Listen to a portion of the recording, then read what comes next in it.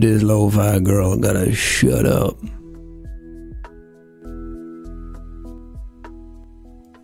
She gotta go way down. Do you like my stream starting screen? It's very effective.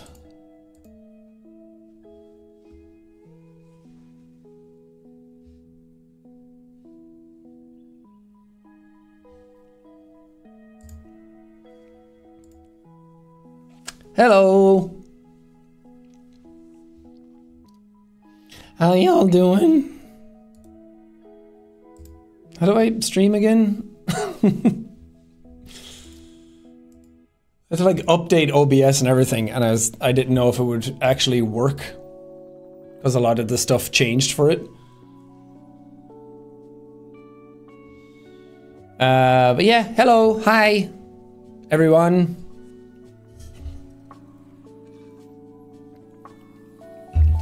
Hope you're all having a wonderful day.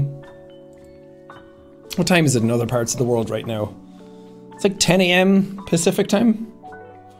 We did daylight savings time here recently. So everything's kind of topsy-turvy now. Normally I interact with people, because trying to schedule the stream for yesterday as well. Normally I'm like, oh, do it at 5 PM because that's when I normally upload. So like 9 AM your time, and then 9 AM Pacific ended up not being 5 PM here. So it was 4 PM here. I shouldn't have talked about time. It's been so long since I've streamed, I forgot that everyone is a bunch of monkeys in chat who just want to type their time. Oh, I've made a rookie mistake.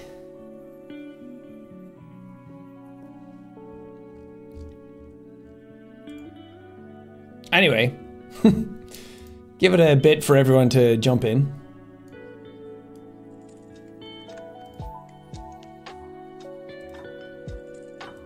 Is the volume good, by the way?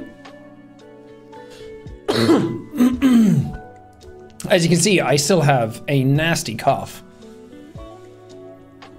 It's good? Okay, cool. I'm still sick. You probably can't hear it, but being an asthmatic and you get a respiratory virus, that shit slaps the shit out of your lungs. Definitely gotta stream more? I should. I just don't want to. Makes me anxious to stream. Whenever I stream and I see people interacting live, I'm like, oh, it's great. But then every now and then it's not. And it makes me anxious. You know, I'm sure anybody with anxiety in chat? Hardly. People who watch a YouTuber, they don't get anxious.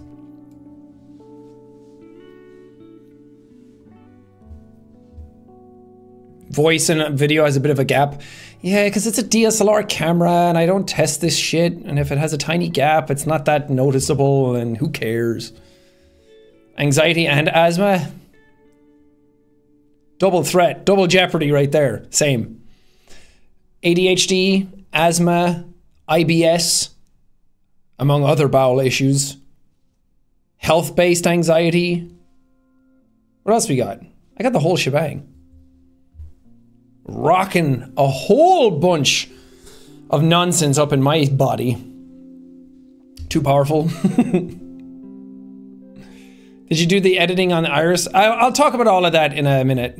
And you guys can ask questions and everything. I just want to give people a chance to jump in and not talk about stuff immediately. But it's nice to be back. It's nice to stream. It's so different streaming on Twitch than it is on YouTube. Even yesterday, it was an absolute mess. Even with the longest slow mode on, I still don't know how... I guess it's just that's how chat looks when there's that many people. I mean, having what, 6, 7K people here versus the 40,000 that were there yesterday, it's a bit different.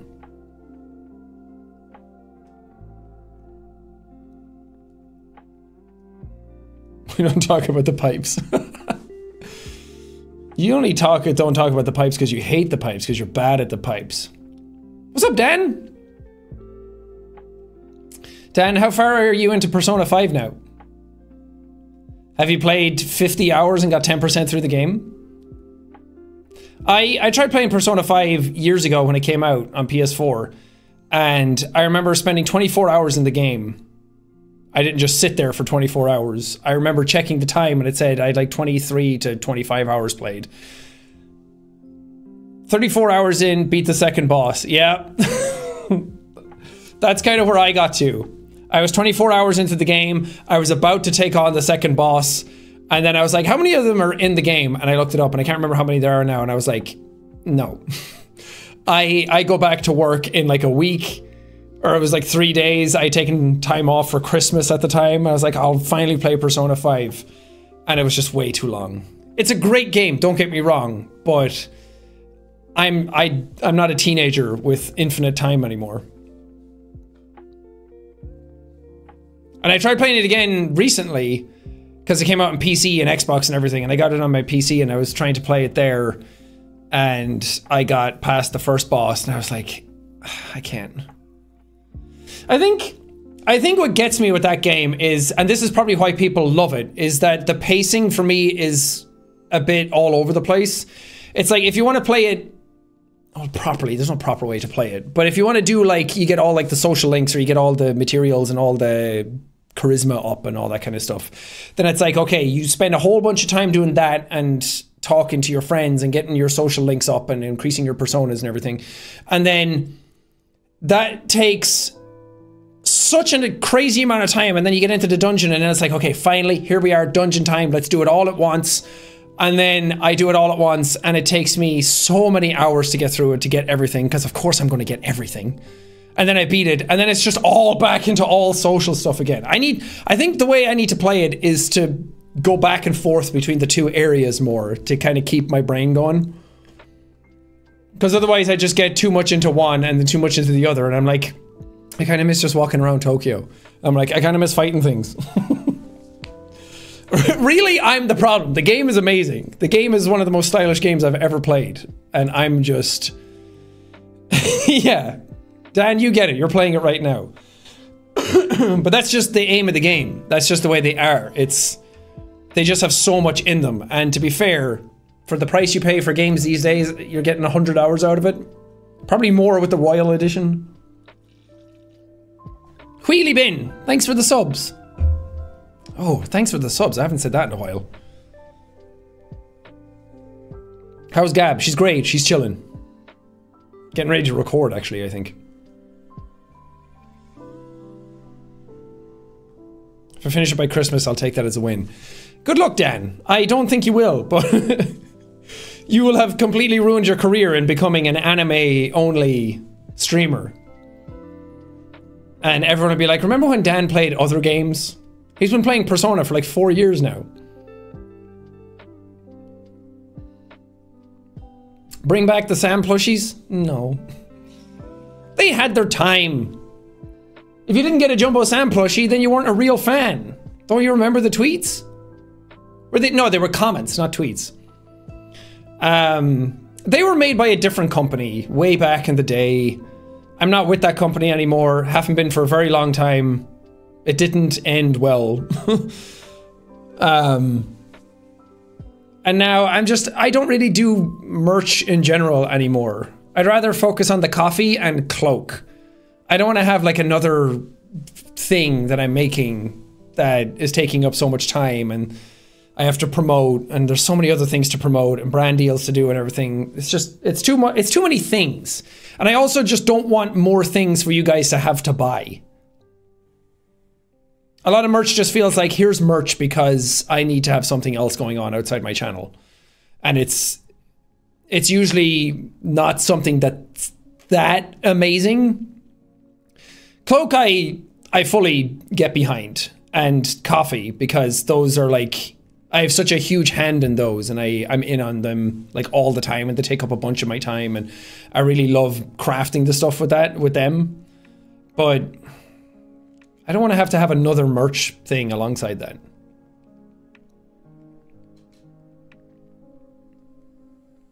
And you twos? Yeah. I have another one coming. I would say it's a spoiler, but I haven't said what it is. And you YouTubers are like the things that every time I have one coming out and I'm like getting ready to drop it and the YouTube's people are talking to me about it, it's like they've leaked it on their Discord, or they leak it is people find it in files somewhere, or it leaks somehow. I'm like, how do people all know what the YouTube's is before I've even announced it? How does that even happen?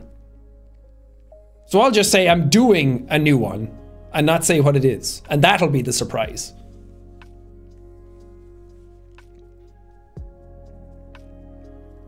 What are they gonna do? Get mad at me for saying that we have a new one coming out and making people aware that something's happening that they can buy?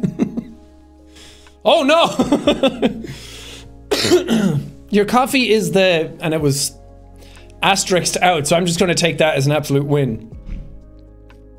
Who helped out in the project? Okay, now we can talk about it, because I think people are filtering in and have filtered in, and anyone that cares is here. Let's talk about the Iris stuff, because I've been working on it for a really long time, and it finally came out yesterday. If you haven't seen it, or don't care about what's in it, as in like the spoilers aren't gonna like get you. Camlight, thank you. Midnight oil, just dark enough. And I wanted to go even darker with it. That was the darkest blend they had, and I still wanted to go darker, but I'm glad you like it. If you haven't seen the Iris stuff, we did a stream yesterday. That was a whole interactive experience. I've been working on it for 6 months with Hyper RPG, and we put together a game in Unreal Engine that you could interact with through YouTube chat. So you would put in a command in YouTube chat and it would actually change the game live. We ran into some issues that we weren't aware of until we actually went live, which is that it was twofold. One is the latency issue, which YouTube has 3 latencies that you can do. It's normal latency, low latency, and ultra low latency. And I thought, well, I don't want to do low latency because the normal latency is normally fine anyway. Between when you guys type something in chat and I see it. Like if you type something now, the last comment I saw was Top of the Morning Jack by BlueRoo2. So that'll give you a sense for how much delay there is. And on YouTube, it's normally pretty fine if you're like reading out donations for Thankmas or you're just interacting with chat in general. But for something like this, it's like you want the commands that people are putting in to actually have an effect on the stream live then and there immediately. But I had it on normal latency because I thought, well, low latency might make chat a bit too fast for the bot that's reading chat to change the game. And apparently YouTube tried to avoid it with like massive amounts of viewers. So if we had like 1,000 viewers or like, well, we have like 8K here now. If it was like that, I think it probably would have been fine. But there was like 44,000 of you at one point on that stream. And I think ultra low latency would have messed it up. So we had to avoid that. And I was like, it'll be fine. And then we went live. And then when you guys actually typed something in chat versus when the bot behind the scenes read it versus when it changed it on the game versus when you saw it, it was like 20 seconds. Which, I mean, 20 seconds isn't a huge amount of time, but for something like that, it started to really add up after a few hours, especially with some of the games, because it was like by the time you guys saw the game, the timer was already running down, and then by the time you started interacting with it and trying to figure things out, like the timer was like halfway done, so it got a little tricky. So we increased the timer like after the stream started. We were able to do that on the fly, and I was on calls with them for like the entire stream, going over it and making executive decisions all the time, being like, okay, change that, don't change that, increase the timer here, pause the timer, let them have a bit more chance to do it. Because it kind of got away from us a little bit. Yeah, we paused the timer on purpose. But the the problem with it was, initially, I was like, okay, I won't give people any feedback on what commands are doing what. Because the whole idea of it was, the whole game of what was happening wasn't the puzzles that you were solving. It was the social game to see if everyone in chat could work together to figure out what to do. So you guys were technically the game, not the game itself. So you guys interacting with each other was sort of like a social experiment. It was kind of inspired, well, it was inspired obviously by Overnight Watch that we did years and years ago. when people were typing like /zoom to see if it would do anything. And of course, back then it didn't because it was all pre-recorded. So this time it was like, let's do a stream like that, but actually have it work. And of course, we didn't give you /zoom because that would have been way too obvious. So people were typing it, and that was my way of trolling you. The whole thing was kind of a troll as well. But some people didn't take it very well. A lot of people were having a great time with it and were just there for the experience and had a lovely time. But some people then were starting to be shitheads in chat, and I was like, I don't want that. I kind of want the experience to be fun rather than frustrating. But as we were doing it, I was like changing stuff in the background constantly. I forget what I was talking about initially. Oh yeah, it was inspired by that, but also our place on Reddit, where people were able to put like a pixel, which I did like a video on YouTube as well for anyone who doesn't know what it is. So every like minute you were able to place a pixel, and I was like, that's such a cool idea to see what people do with free reign of this kind of thing. And I was like, let's not give people any feedback on what they're doing for the game, because I'm really curious to see what people theorize, what people think is actually happening, what commands are actually happening. Will people curate lists for each other? But as it went, so a lot of people were doing that, and I saw people on the Discord were making like lists of like, okay, for this game, these commands actually work. For this game, these commands work. And that's really cool. That's what I wanted. I wanted to see people kind of curated, and then some of them we made a bit too hard, like a slide puzzle with 40,000 people doing it, as well as the delay. The delay is really what fucked it up. Because everyone was doing great, but once they realized the delay was happening, then it made the lack of feedback annoying. Whereas normally if it's like somebody types in something and if it changes, then you can kind of backwards engineer it. But the fact that the delay was happening meant that people were kind of getting frustrated with it rather than having fun. So about 2 hours into the experience, when you guys I think had one puzzle done. That's not even the craziest part. Okay, initially the stream was going to last for 7 days. It was going to be way more complex. It was going to have way more bits to it. It was going to have way more puzzles, way more Easter eggs, and way more complex ways of figuring out how to solve the puzzles. And it was going to be that after every day you would get one of the videos and then the stream would close. And then it was like, okay, you got this video of Chase today, stream closes down, you guys are hacking in, Iris are aware that you're hacking in, close off the stream, firewalls are up, and then it would come back the next day. And for 7 days you would do that and get a different video every day. And that was supposed to show like the passage of time for Chase, so that it was actually happening in real time. So Chase is in the Iris place for 7 days. And each video is like a separate day that's happening. And it was supposed to be like that. And then I was like, that's fun in concept. To say that out loud is really fun and crazy and complex. And it's like, whoa, you fucking madman.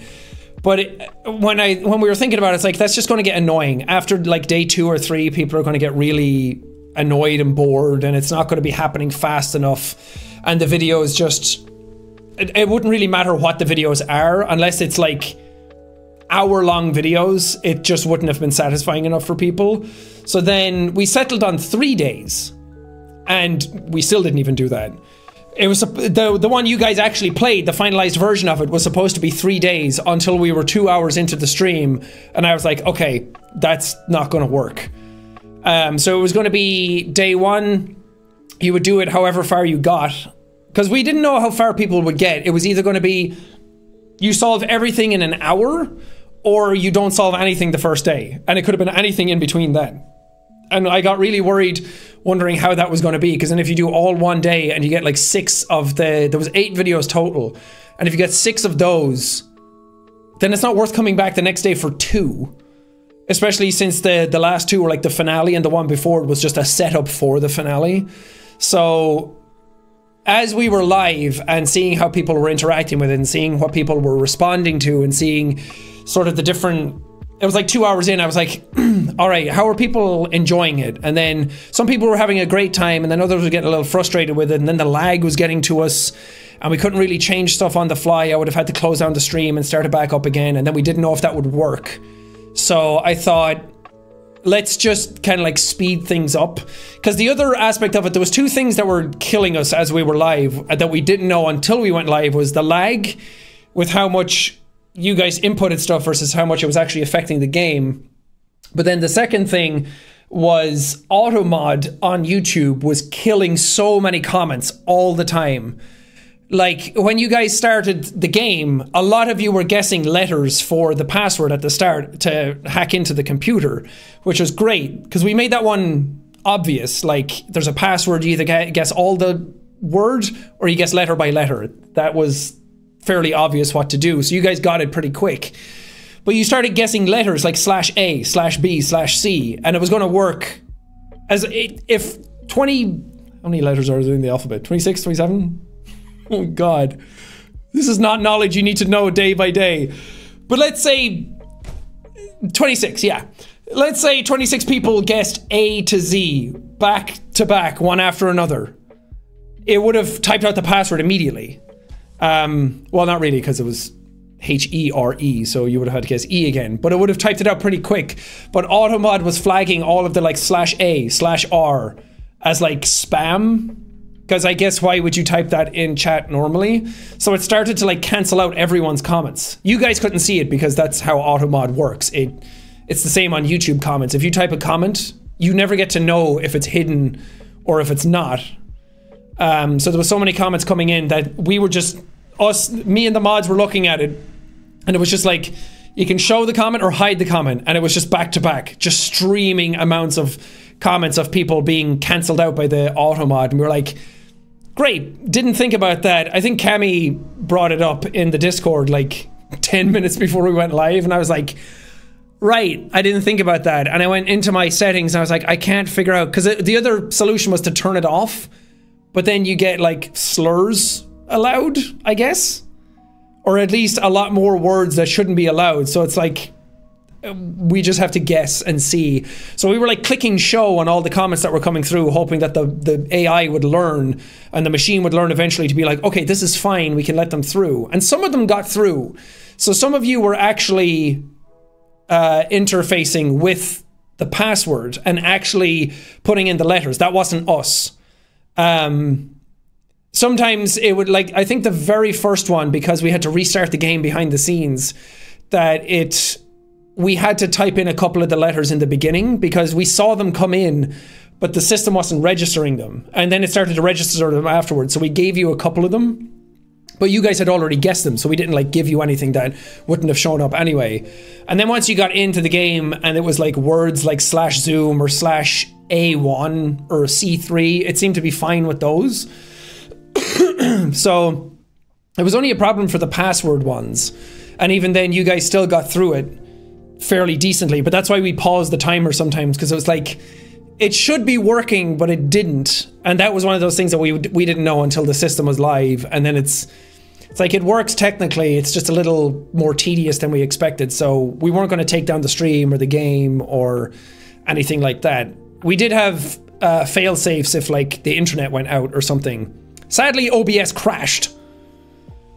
That wasn't intentional to split the streams in half. Although, again, I made it all foolproof so that whenever anything happened, it looked like it was in universe and it was in narrative. Because it happened right before the finale and we had like server maintenance come up. But that wasn't intended. I was just like, okay, think smart. How do we make it look like that was supposed to happen? And then everyone thought it was supposed to happen, so great. But it wasn't supposed to happen. We triggered an effect in one of the rooms before you guys saw it to be like, okay, get ready to like show this to everybody, and it crashed OBS. So there was like the 1920s filter that showed up on one of the puzzles with the Silent Night music, that we triggered that at one point to go through the rooms, and it just, the second time through, it just crashed OBS. So we were like, okay, fuck, what do we do? Let's just back out of the stream, get it going again. I guess if it was to happen, that's the best place it could have. Either, yeah, because people were excited enough for the finale anyway, with Auntie showing up, that I guess if it was to happen, that's the best place to do it, because it built suspense. But whenever a stream goes down, no matter what happens, you will always lose a massive chunk of viewers. Like if my stream now went down, I would come back and it would be like half the viewership. it's just what happens. Some people are like, oh, the stream's down, I'll just go about my day. And they realize that they don't actually want to be here. So when that happened, we lost like 10k people, but it was fine because it was like the end of the stream and we were going to wrap up anyway. And part of the fun of these that I like doing is when everyone talks to each other. It's not like, it was very obvious how lacking people's attention spans are these days when the game started. Because it was like a half hour in and people were like, can't we just have the answers? Like, this is so boring. This is so like dumb. Can't we just see the videos? I'm just here to see the acting. I'm like, because I'm coming from a place that when I grew up, I watched Lost. And that's like, that still like inspires a lot of the stuff that I do now, where it's like, you got an episode every week. And then you spent all week, you got an hour episode. You spent all week talking to your friends. I call them the water cooler moments, where like on break, you would just talk to your friends endlessly. You would go on forums.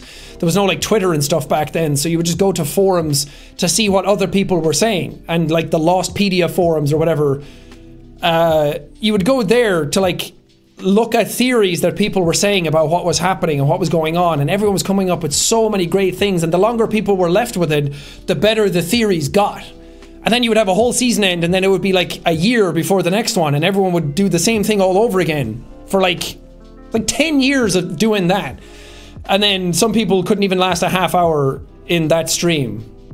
Obviously that's not everybody. The people who are really into it and the diehards and the mega theorists in the community and the people who watch all that stuff and are super into the egos were loving it, but it just kind of like soils the mood when other people are complaining. I'm like, man, it's just the modern way of people consuming content has kind of like ruined them, like the Netflixification of everything, where thankfully we're kind of moving away from that. Like Apple TV and Amazon and HBO still do weekly. So it's still just Netflix that's like, here's all the episodes, by the way. And even they're changing that. Like Stranger Things came out with like however many episodes and stopped and then came back with 2. And I think season 4 is doing that as well. It popped up on our homepage. I was like, oh, is the new season did they have a date yet? And then it was like part 1 coming February, part 2 March or something. I'm like, oh, so even you don't like that you dump everything at once anymore because you need to keep subscribers. So, I mean, this is not why I do it. Subscribers don't work the same for me. But the way like Disney and everybody have to keep subs paid is that you have to like space it out so you'll stay there and actually pay for the subscription. But I was like, I like when I release something and then people have something to digest and it's not all the answers. It's not everything given to you. It's like small snippets. The story builds slowly. This isn't something that I'm like that thing we did yesterday is not the end product. I saw a lot of people saying it ends on a cliffhanger and I'm like, yeah, this is like a stepping stone project to get back into it. I have like so many other versions of this project on the go already. And talking about it, that I'm like, this is like one aspect of it that I want to do like 4 other things as well next that don't all happen at the same time. Like it's a trickle out system. It's not going to happen all at once. I'm not a fan of when that happens because then there's nothing to talk about. It comes out, the internet all goes crazy for it for like 2 days and then a week goes by and then everyone's like, oh yeah, I missed that. And like the internet just moves on so quickly that I'm putting my foot down. I'm changing that aspect of the equation where I'm like, I can trickle it out for you, and then you're forced to have that conversation. So it's not like, oh man, that sucks, there wasn't enough. It's like patience, like relax, sit with it a while, figure out what the story means. I'm not giving you all the answers, and that's the point. It's fun to go away for months and like theorize with each other. That's why some of the stuff is as good as it is now, because it's been built up for so long that we've actually written a better story as a result of that. Like if I jumped back into this stuff after I did the first anti stuff and really like went hard on it then, I don't think the story would have ended up good. I think I would have gotten a lot of stuff out for the sake of it and done something that I would have been proud of at the time. But now I've taken time to actually like think about what it is. And Sophie, Turquoise Magpie, has been helping me like write a bunch of it as well. And I think what we've come up with is far more interesting as a result of that patience. So all I ask is for, I mean, the people who are here watching this stream know that already, but all I'm asking is for your patience a little bit as well, to just sit with it, have fun with it. It's not all about getting to the finish line immediately. Like, this is something that I'm probably still going to be working on in like 5 years, that bits and pieces of it are still happening. Obviously, you'll get more answers as time goes on. I'm not going to keep everything from you all the time. Like who certain characters are and where they come from and what they're doing, what the motivations are. Like that stuff will come. You just need to wait. But yesterday's stuff, you got a shit ton of lore that we've never talked about before. And I uploaded something on Twitter. Or should I say Iris did? I keep thinking about that being like, how much should I keep secret and how much should I not? And how much should I like keep it in universe? And I'm like, people know it's me running the account. Like, it's fine to say it and still have people, because it's part of like pulling the curtain back and being like, haha, it was I behind the Iris account. And then everyone's like, no. It's like, people know already. It doesn't really change the fact that people are still going to role play along with Iris anyway. But it's fun to trickle stuff out through there as well. Eventually, I want to make a website for it where people can go and kind of like interact with different elements of it there. And guys, you have no idea. I have so many ideas for this universe. It's crazy. And I'm like, okay, one step at a time. I'm my own worst enemy because I want to do all of them all at once. And then I'm like, okay, that's the way none of them get done. Or take a really fucking long time to get done. So I'm like, okay, pick your battles. So this was one that... This one took a little longer than it was supposed to, because certain things were like getting in the way, and making a game is not easy. To even get the most simple things implemented took a bit of time. So I had to pare back a ton of ideas to make it a bit more streamlined. And I'm glad I did, because I think it made the narrative a bit more focused and it kept you in that atmosphere better. Who's canonically running the account? Iris, duh. But yeah, I guess I should go over some of it as we, like, I can bring up some of it on screen. Can I don't know.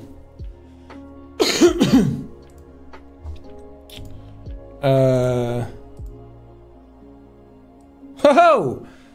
The Anomaly Found Chase Brody video is number 13 on trending. That's awesome. Thank you. I'm really happy about that, because these are the types of projects where like they're so different and so out there that when you put them out to YouTube, it's like, how is this going to go down? I have no idea. Is YouTube even going to send this to people? Are people interested in it at all? So you're kind of like throwing it out to the wolves to be like, it's up to you now to see what happens with it. It was the same with the stream. I'm like, either 100,000 people could show up or like 10K. It could be anywhere in between. Or even less than that, or more than that. I don't know. And I guess that's part of the fun. But also I'm like, we worked really hard on this. It took 6 months of working. I spent, I think, like over $120,000 just making that stream happen, with all of the like game development, hiring all of the people to work on it, hiring all of the like live action elements of it, hiring people for cameras, lighting, sound, the set itself, like all of those different types of things. 6 months of game dev, hiring everybody, making sure everyone's actually like getting the time and the money they deserve for everything. Was like, I think that was what the initial budget was, but I think we went over it in the end because we rented out a second space. When we went to the space to rent it out, we initially rented out a police station, and the interrogation was going to happen there. Or the interview, whatever you want to call them. But it was like an interrogation room. And then we went in and I was like, this is supposed to be in like Iris, and Iris is a more like cold, sterile environment, and it's not like, it's not in like some random room you can like walk into Iris and like walk down the hallway and then it's there. Like, it's obviously several layers removed from that because of what's going on at that company. And I wanted like a more sterile environment. So luckily, right next to that, where the interrogation room, right next to that, the wall touching it was a different set for a hospital. And we went in and I was like, this room is perfect. Because it's square and it has no windows. And it's just 2 colors on the wall and it's cold and it's dead looking. And that's exactly what I wanted. I wanted it to be like really uninviting and uncomfortable to be in. And the other room had like a window with a blind on it. And I was like, I guess we could hide that in camera. But it had like a 2-way mirror room in it, or like on one of the other walls. And I was like, no, I don't want to have to like hide stuff. And then the other room felt perfect. So I was really happy with that. But because we rented a second space, we had both of them for the entire day. And I think just the 2 sets alone for the entire day was like $16,000. Just so you could, or not the entire day, for 3 days. We filmed the whole thing over 3 days, just those live action elements. So, and like hiring a producer to make sure everything's in check, and organizing budget and organizing like everybody behind the scenes. Like this shit costs a lot of money to make. And obviously you're never ever going to make that kind of money back on anything because the live streams don't make any money. It was interesting seeing that people thought members were the only ones that were able to interact with the live stream, which wasn't true at all. But I didn't want that narrative to like continue, that people thought I did it to like make more money to get more members. So that's why I tweeted out about it. I'm like, I'm not letting you guys say that and like put words in people's mouth. And I even turned like super chats off because I was like, this is going to be really popular. And I was like, we could maybe make some of the money back on the stream. But I was like, I don't really like how that looks though, because that looks like you're trying to just make money out of people as well. So I like turned that off as the stream was going, or before the stream happened. Because I was like, I don't want people to think that. So it's funny how people thought I did certain things to make more money, when in actuality, I pulled stuff away and lost an absorbent amount of money on the project. But it's fun, and I can make it back with like YouTube videos in general. So please go watch them. Like the Anomaly Found one. Well, I uploaded that to get, like, everybody can see all the live action elements, and the stream quality has to be lower than a YouTube video. So they were so nice looking, I didn't want to like butcher the quality. So I was like, everybody should be able to see them in their regular format. And it's just fun to see them all back to back, I think. We spent a lot of effort doing them, and I was like, it's fun. I want to put them out there and have people see them. It's also easier to just go through it, because technically that's why you're playing the game. To get those videos, like that's the reward for finishing the puzzles. But yeah, what else to talk about with it? I'll go through it and like break down how everything was done, and give over as much information as I want to about certain scenes, but that's about it. Will you sell tea as well? I do sell tea. We have 3 teas and hot chocolate up on the website as well. But I'm also excited about coffee for next year, because we've been working on a sort of rebrand in the background. Just visually, everything else will stay the same. Like the coffee is the exact same, the beans are the exact same, the hot chocolate. The tea flavors, I think, are probably going to change eventually, because they're easier to change than coffee. And I don't know, there's so many more types of tea than coffee that it's more fun to like change them around, I think. But we're gonna spice things up with the coffee next year, and I'm very excited about it, because I think where we have it at right now is very cool looking. Seasonal rotations, yeah, that's also a thing, because like sometimes, like coffee is kind of an all year round sort of thing, but sometimes in like Christmas you want a different tea than you do in like summertime.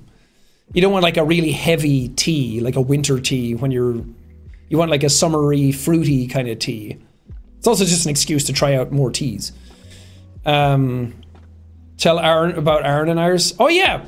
So, God, Aaron is an absolute fucking champion, because it was initially supposed to be somebody else playing the character. And I'm not going to say who, because people will then just be like, yo, that would have been better, or Aaron did so much better, that person would have been so much worse. And I just don't want people doing that, because it's unfair. Because Aaron did a fucking awesome job, and I'm very, very happy, because we something, I'm not also not going to say what exactly happened because I think that will point to who the person is. But something happened as we were on set, and that person couldn't come to set anymore. They couldn't like be part of the project anymore. And we were like, fuck. And that was like, as I was like getting ready to film the first scene, we're like, what am I supposed to do now? So we thought about other people that would jump in it, and I'm like, who's the type of person I need for this character who's able to be like authoritative, has a great like commanding voice. And no, it wasn't going to be Mark. Mark was there helping be assistant director. So anything I needed done, I was like, he would come to me and be like, what do you need? I'll say, okay, this shot should look like this, this, and this, because I was like the overall director of the project. And then he'd be like, okay, got it. And then he would go off and tell the crew. So that's what an AD does, an assistant director. And he was very helpful, didn't step on any toes, did exactly what I wanted to do, was very, very, very good about it, very helpful, very good AD, very thankful for him doing that. And he like pushed certain scenes as well differently, because I had never done a production before, so so he was your bitch. I mean, technically, yes, but also he was very helpful. Because I have to be like on camera and like sitting there and waiting and like directing stuff while being on camera at the same time. So it's a little trickier. So I can't like get up out of scene when I'm supposed to be there for like focus tests and lighting tests and everything. And then I'm looking at playback to be like, okay, that's good. So it's like you need your AD there to be like, this scene is happening like this. Here's the script. We go through it beat by beat. And then he's like, okay, got it, goes off and tells the entire crew. So if lighting changes need to happen, focus changes need to happen, they're all aware. So it's a little trickier when you're actually on camera and directing at the same time. So he was very helpful in that role.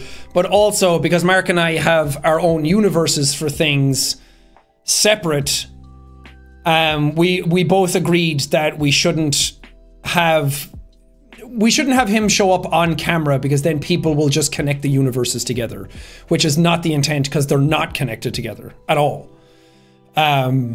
So because again, Mark would have done great. He's also a commanding voice. He has that, he like went through the scripts and everything with me, so he knew what was needed. But at the same time, he wanted to assistant direct. I also wanted him to do that. We didn't want to like, because it would have been easy, right? It would have been easy to just be like, throw Mark in there, everyone goes crazy, and then everyone like makes up their own theories about it. And it would be great for like traction on the stream and the videos and everything. But I just didn't want to like, cross-pollinate the worlds. Or people would come up with that, and then you'd have to be like, no, it's not like that. And then people would be like, well, what if? Just to keep things a bit more cohesive and keep people like in the universe more and not distract as much. But also, how many people are going to show up on 2 days notice? So I messaged Aaron and he immediately said yes. And he was an absolute trooper, and very, very few people would say yes in a situation like that. And then he got the scripts like that morning. So he didn't like know the lines by heart. So there's some, I mean, he did fucking awesome, and you can't even tell. But some of them were like, because we had more room with him. Like for my scenes, I did all start to finish with no breaks. Because I mean, I wrote the bloody thing, so I knew the lines and I was able to sit in it. And it's a little trickier to like act out the emotions when you're like cut like after every line. And it's also, if you're doing a proper production, it's like you set up camera, you set up sound, the lights are all ready to go, you clack, and then you go.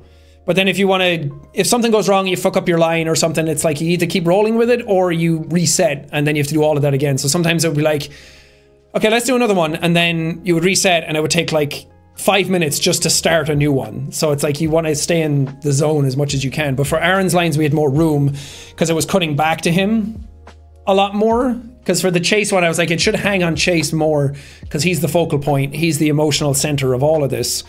So he needs to have the camera on him more, so we can't cut back and forth as much.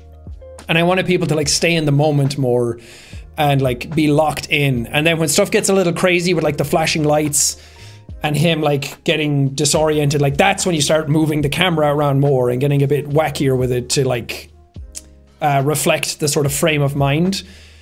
And you'll also notice there's like scenes where it's like up close on Chase and the camera is handheld, and then for Aaron the camera is like dead on and like on a tripod, because his frame of mind is not changing. His frame of mind is the same, but the Hopkins assessment is affecting Chase, so the camera should be moving to like let the audience sort of like swim in that a little bit more, which is all like, it's all like really basic filmmaking 101 kind of stuff, but it's all the stuff that really matters and really like sells the sort of moment more. So those camera movements are very on purpose. If you go back and watch it again and like take note of when it's moving and when it's not, and when it's kind of like in Chase's face versus when it's supposed to be the one you see in frame. Like we have one in frame on set, and then obviously that's supposed to be the one you're looking through, and then it moves to like a side profile, which it never would, but it's all about like getting the theme across and the mood across. But yeah, I'll go through it actually, bit by bit.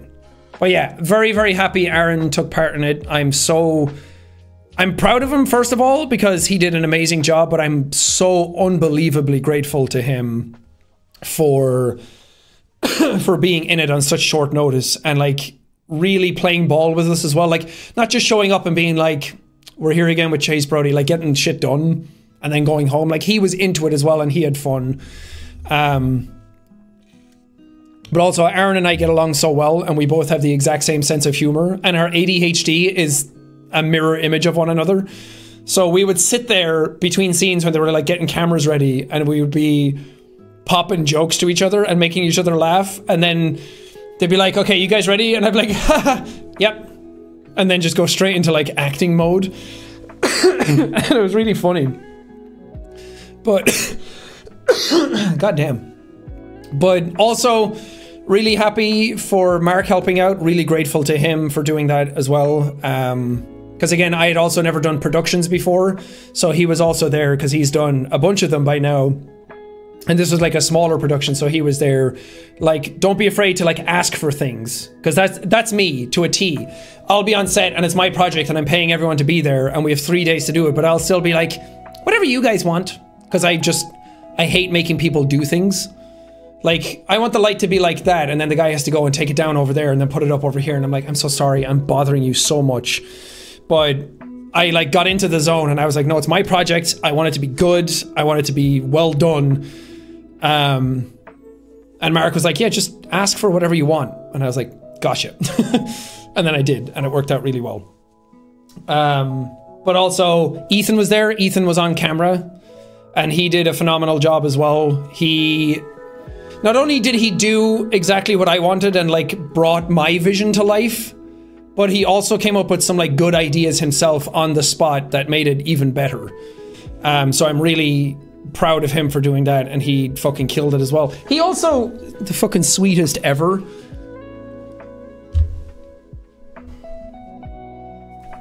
He also bought me this, which after it was done, he bought me this, which was like directed by Sean McLaughlin, Jacksepticeye, the Iris project. This is not the one from set, because those are just, somebody owns those and you just write whatever you want on it. But this is like a, take one. And he bought this for me without me knowing. He was just like, just be aware something might arrive on your doorstep. And then like 2 days later, this came. And it's so nice. He's such a good gift giver.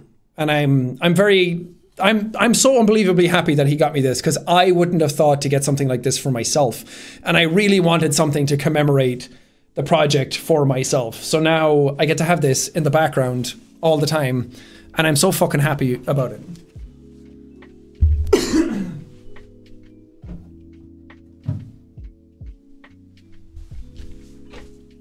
So yeah, I'm not only thankful for him helping out on the project, but also for that, because that's so incredibly sweet, and he's very thoughtful. But yeah, very happy with everybody else that was on set. Everybody was so like fun to hang out with. and they were really hard workers and just did exactly what we had to do. We only had 3 days to do it, and we really bumped up against the clock to get it done. Like right up until the very last minute we were supposed to leave, we were doing a scene, and then it was like, okay, pack up, immediately cut, no time for celebration or anything like that. So we just immediately got out of the building after packing everything down. So very happy with how it all went. Hyper RPG. If any of you watch Kolok that Ethan does, they do that as well. They did all of the like command stuff for the stream and ran the stream themselves. So I just gave them my stream key and they streamed it from LA. But they also made the entire game from scratch. Well, most of it from scratch. Some of it was like Unreal Engine Marketplace kind of stuff. For where we needed it, because it was like, what's the point of making this from scratch if it already exists? So they did a phenomenal job as well, and I was on call with them all yesterday during the stream as well. And that was the thing, as we were live, it was like supposed to be 3 days, and then I was like, let's not. I'm like, I don't think it's going to be fun enough for 3 days. There's not enough.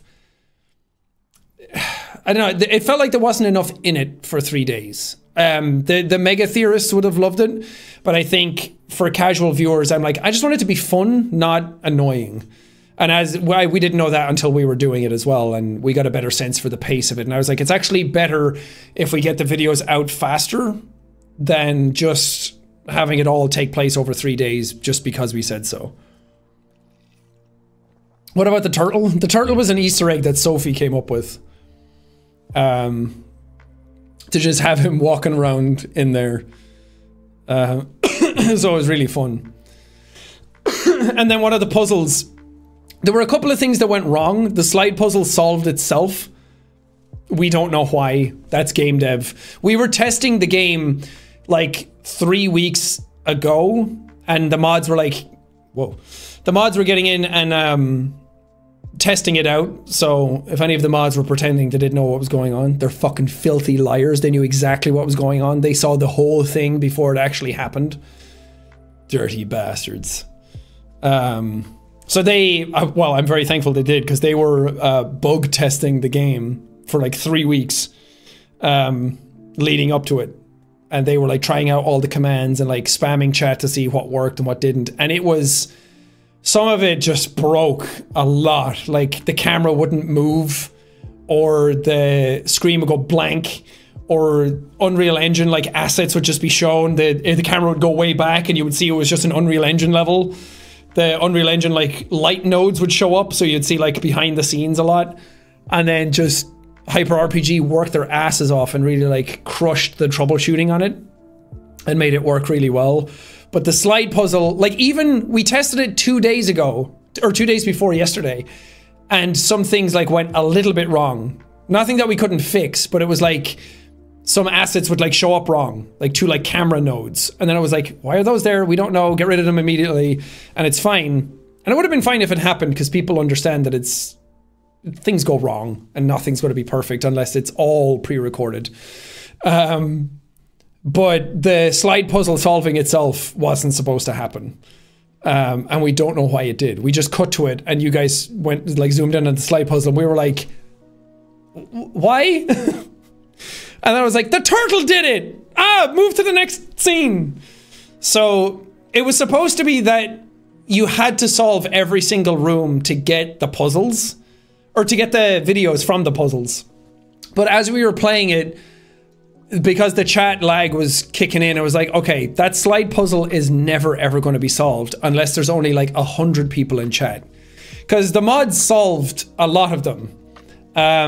Some of them they didn't solve. The sound off mods, which ones didn't you solve? Which one was your least favorite to try and figure out? Which ones made you feel like big dum-dums, basically? Yep, lock puzzle. Tic-tac-toe. Okay, full disclosure, I myself couldn't beat the tic-tac-toe with infinite retries. I couldn't figure out how to beat it. I can't remember Mods, which one of you guys figured it out? I think you guys solved it twice in total, maybe more. But you guys solved it miraculously, and I was, yeah, Meg beat it. And I was like, I don't know how you did that. I was looking up videos on how to beat tic-tac-toe. And I was like, okay, I think I get it. And then I tried it out, and it didn't work. So, a bit of a secret. As you guys were playing it, you were playing tic-tac-toe, it was proving way too hard, and the lag was ruining it as well. I was like, we could just give you infinite time doing it, pause the timer, or just keep coming back to it, and eventually you probably would have brute forced it. But a lot of people, because of the lag, didn't know which one they were doing. And I was like, damn it, it would have been obvious if the lag wasn't there, like what interfaces with what. But because of that, we literally made the AI dumber. When I said, I believe in chat, and you guys were like, right before you solved it, like 20 seconds before that, we made the AI dumber. Like, brought it all the way down to its lowest difficulty, and then you guys solved it first try. And I was like, okay, it shouldn't have been that easy, because the engineer for the game was like, well, they're all pretty difficult. And I was like, well, shouldn't we just lower it to the lowest one then, if it's still that hard?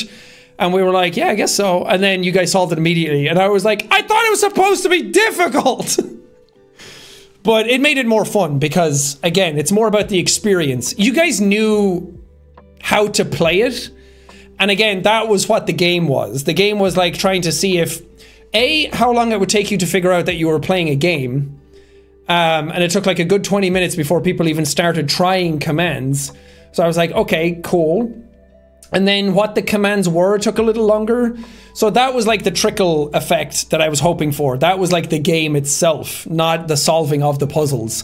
So I was like, you guys know how to play tic-tac-toe. Finding the puzzle and figuring out what the grid was the game. And I'm like, eventually you're just going to beat tic-tac-toe. So I was like, I wasn't too annoyed that you beat it first try after we lowered it.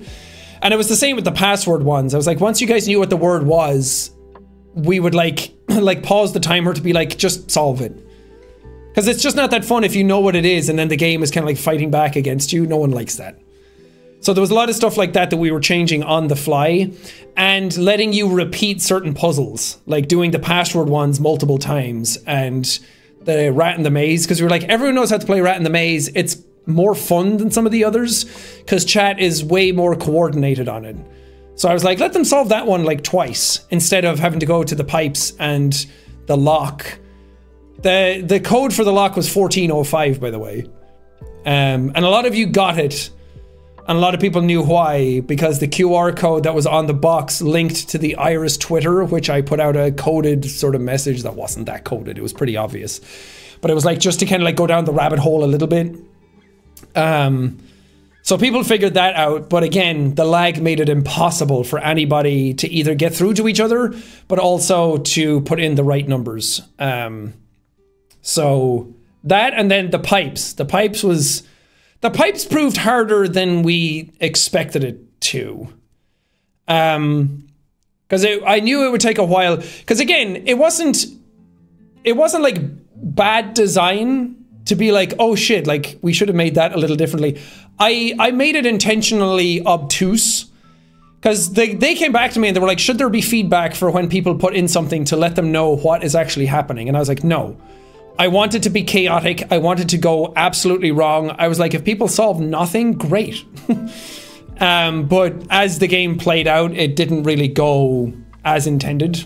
Again, the lag just kind of ruined it. So the chaos was part of it, and like not giving you the commands and having the commands be different per puzzle was all intentional to make it kind of annoying and to kind of like troll a little bit and make it chaotic, because that's what the ego content is all kind of about. And the hope was that everyone would band together either like on Discord or through the chat or like on Twitter or the community tab or on Tumblr or something like that, somewhere that people would start branching off into like their own pockets and like figuring things out. But again, trying to work that back into the actual stream would have proven quite hard. So basically you guys failed. Basically, you guys were big dumb You couldn't even figure out pipes. You guys couldn't even beat tic-tac-toe until I made it stupid. You guys had no idea what to do. Slide puzzle? Pfft. Big dumbs. Oh, look at everyone in chat typing right now. Every single one dumb. Yeah. Capital D colon. The D stands for dumb. So stupid. Feel bad about yourself. Go find a mirror. Stare yourself in the eyes and think about how dumb you are.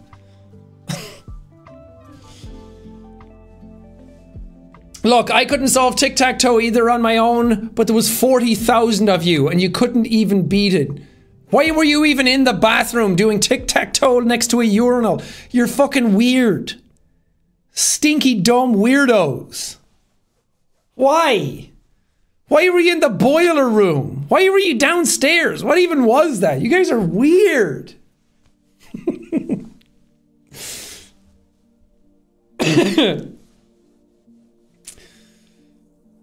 But yeah, it was very fun. I had an absolutely wonderful time watching everybody try to decipher what was happening. So for anyone who's like, Jack's probably laughing at us behind the scenes. Yeah. I was having a great time. Though I was very anxious at the same time because I'm like also trying to make it still be fun for everybody. And also it took so much time to do and I was hyping it up so much. I was like, I want it to go well. I want people to know that it's actually happening. So I was very anxious at the same time. Like a good kind of anxious, you know, like nerves, like you're anticipating this thing for so long and you're kind of just sitting there waiting for people to figure things out. And then when you found the first video, I was like all giddy and everyone on our call, like behind the scenes, everyone was like quiet and watching people react, and I was watching the Discord live chat and the community tab on Twitter like fly by and seeing people's reactions in real time. It was super fun. So thank you for making it really, really fun like that. Just a wonderful experience from my point of view. So I hope you guys had fun as well doing it. Because also, not many people have tried things like that. There've been some people that have done some really complex things, like on Twitch. But as far as like YouTube goes, because we also had to like talk to YouTube a lot about the stream to make sure that certain things went well. And I'm not going to talk about exactly what we asked because I don't know if I'm actually allowed to talk about what we did, but there was some things behind the scenes with like how chat interacts with the stream that I legit had to talk to YouTube about before they thought like something wrong was going on the channel. Like having 40,000 people suddenly out of nowhere all typing in commands, and then behind the scenes they're like, is he being hacked? What's happening? So we had to avoid things like that. But not many people have done fully interactive things, especially not like building a game and then making it fully interactive for your chat to interact with. So I'm very proud of what we accomplished. What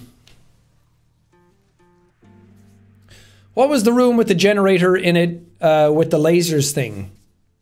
I don't know, you tell me. What was it? It's a big building. There's a lot of rooms. A lot of science labs going on. What science were they doing? I mean, I know, but I'm not telling you. Did I film behind the scenes footage? No, because we were on a pretty quick schedule. But there's no bloopers or anything like that. Again, this isn't like a massive project. I mean, it was, but this isn't like the big one that I want to do. This isn't like, well, YouTube Originals doesn't exist anymore, but you know how people have like, I'm doing a show with Netflix or YouTube Originals or something. That's not what this one was. This is like the stepping stone to get to the bigger ones. So for like the really big ones where we have like fully acted out like a full fucking movie or show or whatever it ends up being, or another live stream, like those big ones with tons of content in it and tons of story where it's like, this is exactly what the story is, here's the conclusion to it. That stuff will all have bloopers and everything, of course. But I want to make it all, man. I want a fucking movie. I want a TV show. I want a podcast. I want comic books. I want figurines. Like, I'm not dipping my toe in and then being like, that's it, I'm not going to do it again for another 6 years. Like, I'm all in. It'll probably take a while to make all of these things because it takes a huge amount of time and effort and money to make things. Especially like animation. God, trying to look into like actual animation for how long it's going to take. Granted, it should, because it's, if you want it done well, you have to pay a lot of money for it because you don't want to underpay anybody or crunch them or anything like that or take advantage of them. But if you also want to make animated stuff that's like longer than like 2-3 minutes, that shit costs a fuck ton of money. Like, if you want to make, let's say you want to make a 20-minute animated episode of something, you're talking like hundreds of thousands of dollars just for something that is like decent, not even like the best of the best. You know, when you see stuff like a Jujutsu Kaisen and you're like, holy fuck, that animation is out of this world. Or that Levi scene in Attack on Titan where he's like flying across the rooftops and it's like a whole extended 3D maneuver gear scene. That shit costs thousands of dollars to do for like 20 seconds. And I'm not saying I wouldn't pay for that. I'm not saying that I wouldn't like burn a hole in my pocket to actually get it done. Because I have money to be able to do things with, but it also just takes a considerable amount of time to do. So it's like if I had a story where I'm like, okay, I want a 10-minute animated video of an ego to be done. I think the closest you would get that out is like a 1.5 years from now. So it just takes a really long time if you want it done properly. You can probably speed it up, of course, or cut corners here and there. But I don't like doing that. I like things to look the way I want them to look.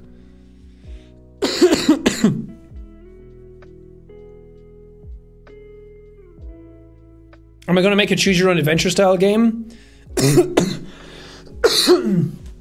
No, I'm not going to do that for like the ego.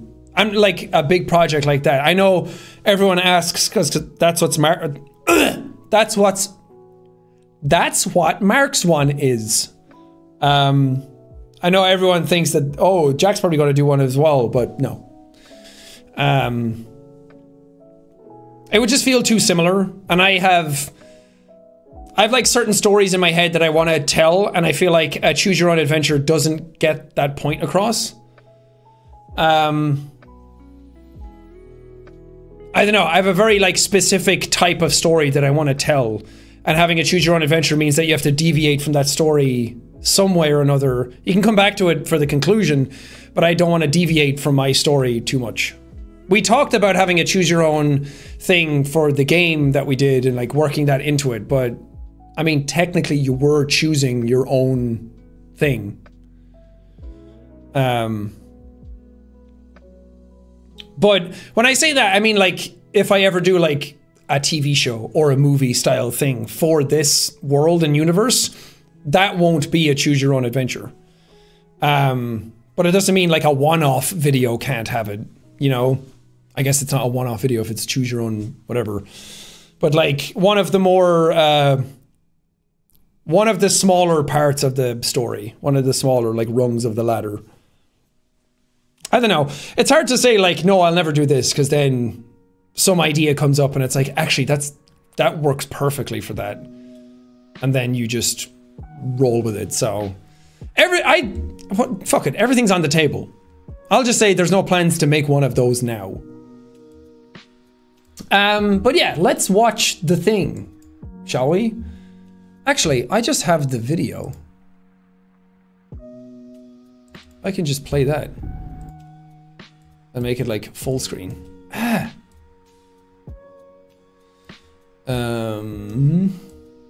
Let's move chat. This is you, chat. Hold on. Let me move this over here. And this over here. Shows my desktop and it just has big secret ego project. And it's like, 4,000 documents.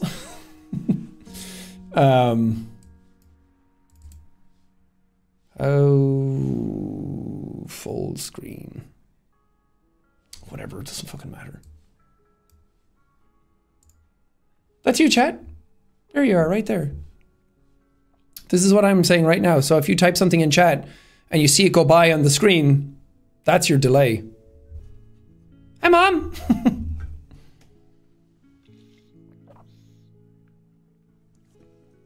I'm always paranoid about showing my desktop because I'm like, what if I accidentally show Discord and it's like all the stuff the mods talk about and I've invaded their privacy. Quick, mods, say something in the Discord channel right now. Just in case I show it and it's just like farts, boobies, butt cracks. Instead of like all the mods normally write like, God, I fucking hate chat. This person is so annoying. God, I wish Sean would just fuck off. You know, God, they're the worst. They write such awful shit all the time. So I'm really just shielding the chat from the garbage that they write. Anyway, bye-bye chat. Wait. Silly lo-fi girl has to go away as well. But yeah, this is the file for the actual project. How do I... There we go. So interview 1. I don't know if we should watch it like start to finish and then talk about it, or just pause and unpause as we go. I don't know what people prefer. Let's just watch it start to finish and talk about it a little bit, and then we'll pause and unpause afterwards. We can just do both. The date is October 18th, 2019. Chunk Brogy! Can you state your name for the record, sir? Chase Brody. Mr. Brody is a 5'8" white male, mid-30s. He was described as having appeared out of thin air by a passerby on the top level of a parking garage. Mr. Brody, can you tell us how you ended up at this location? I have no idea. I mean, 1 second I was one place, and the next thing I know I'm somewhere else. Wait, what's going on? Where am I? You're safe, that's all you need to know. So you don't have any recollection of how you got here? No, I have no idea. Subject has no recollection of spatial transition. Wait, excuse me? Subject? Apologies. What do you remember, Mr. Brody? I was in the woods? And then I wasn't. In the woods? What were you doing there? His voice is like my voice! Not important. We will decide if it's important or not, Mr. Brody. What were you doing in the woods? I was taking a walk. Trying to clear my head. Do you recognize this facility? Well, I don't recognize you, but this building is familiar. It's like I've been here before. Mr. Brody, I assure you that you've never been to this facility before. We have no records of you even stepping foot in this building. No, it's not like that. There's an energy here that I've felt before, but it's probably just deja vu or something. Have you experienced other instances of this? Like what? What do you mean? Like feelings like deja vu, like something's happened before. Yeah, of course, but I mean, everybody has. It's just the mind playing tricks on you. Have you had any other similar experiences, like seeing things that aren't there, strange objects appearing out of nowhere, losing track of time? No. I don't know. It's hard to tell. Of course. Mr. Brody, have you ever heard of Alter 114209? Shout out! I have no idea what that is. Wait, what's going on? Why am I here? You're here, Mr. Brody, because we deem it necessary. Note, indicators show subject is lying about knowledge of Alter 114209. Use of the Dr. Hopkins assessment might be needed going forward. Wait, no, I'm not lying. I told you guys, I have no idea what that is. Don't worry, Mr. Brody. We here at Iris will get to the bottom of this. Get to the bottom of what? When can I go home? We're afraid that's not possible right now. Well, you can't just keep me here. Try to get some rest, Mr. Brody. Tomorrow will be a big day. This concludes our session. How are you gonna rest in a room like this, huh? Oh, Chonk. Chonk brogy. Yeah, I guess we can go through like piece by piece. So this, for anyone who doesn't know, this takes place right after the Chase short that I did years ago. If you haven't seen it before, it's just called Chase in all capital letters on my channel. So go watch that and it'll like tie into this. This is like directly after that because he talks about sudden spatial transition, how he arrived at the top level of a parking garage.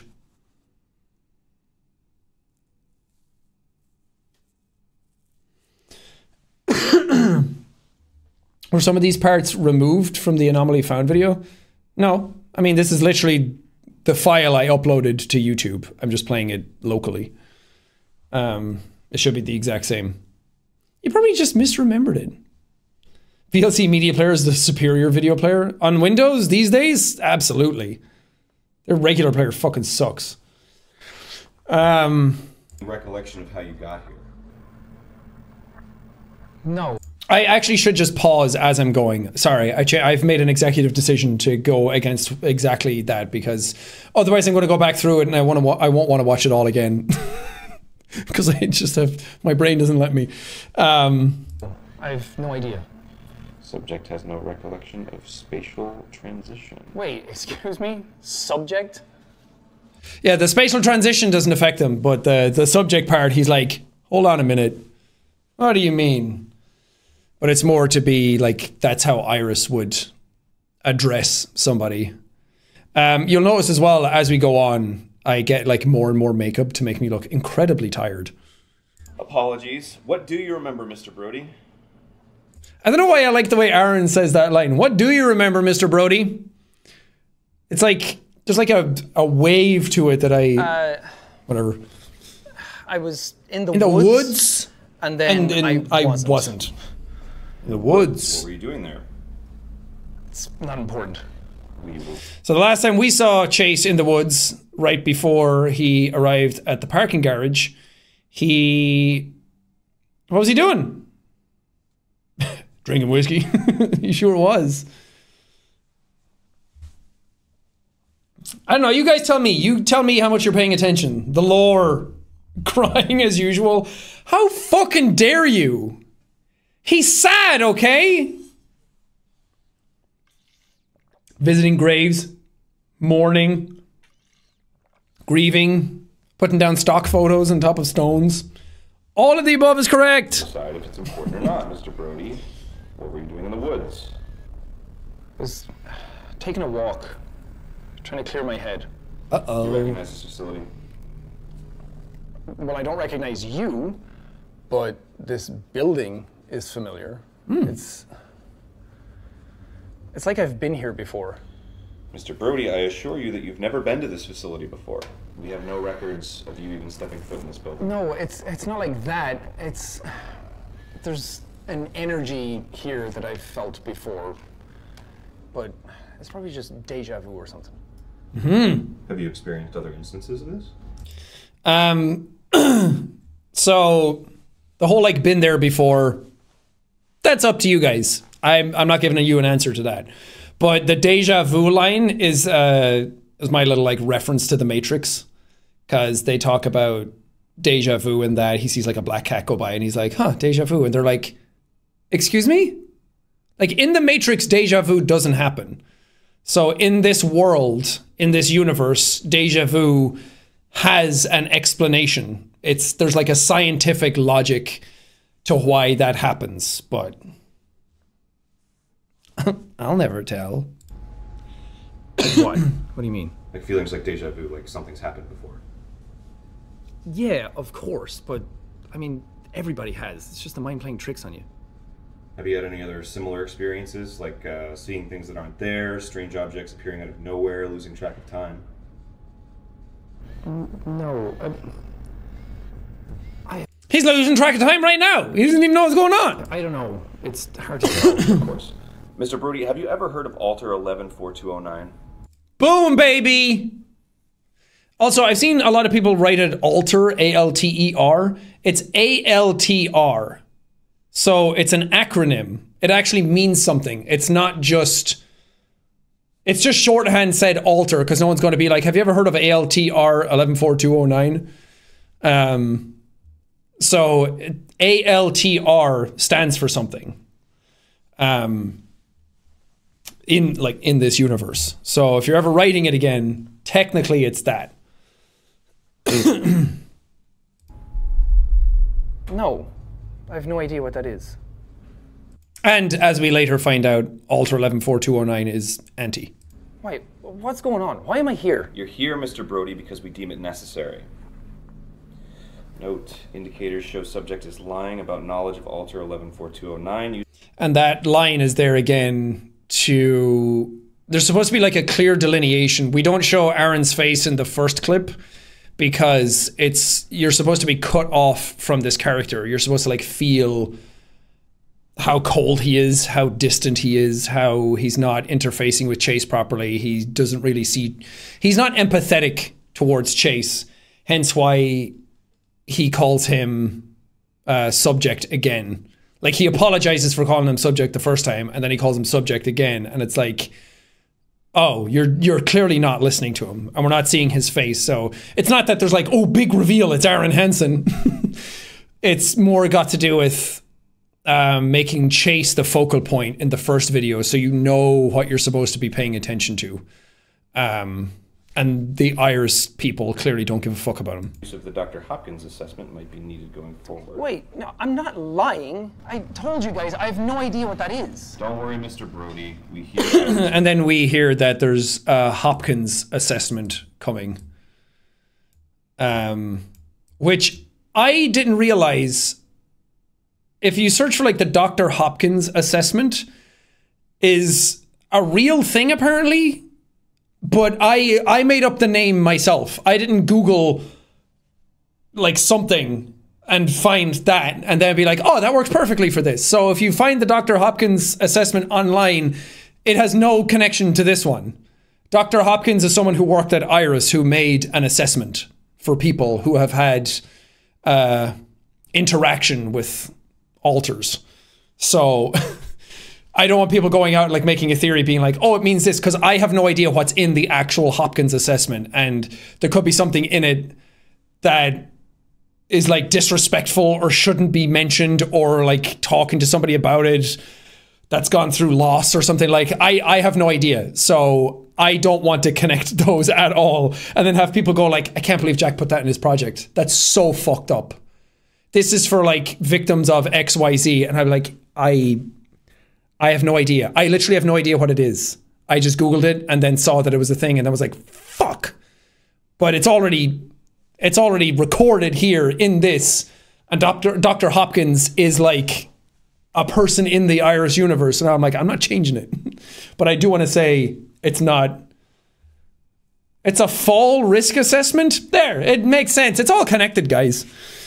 No, it has no...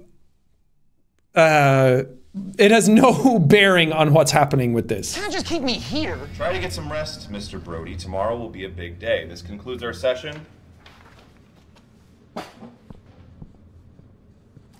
Bye! Spoiler alert, he didn't actually walk out the door. He just walked into the corner. And all of the sound effects are added after. That's how Foley works in the entertainment industry. I don't know if this is like ruining some of it.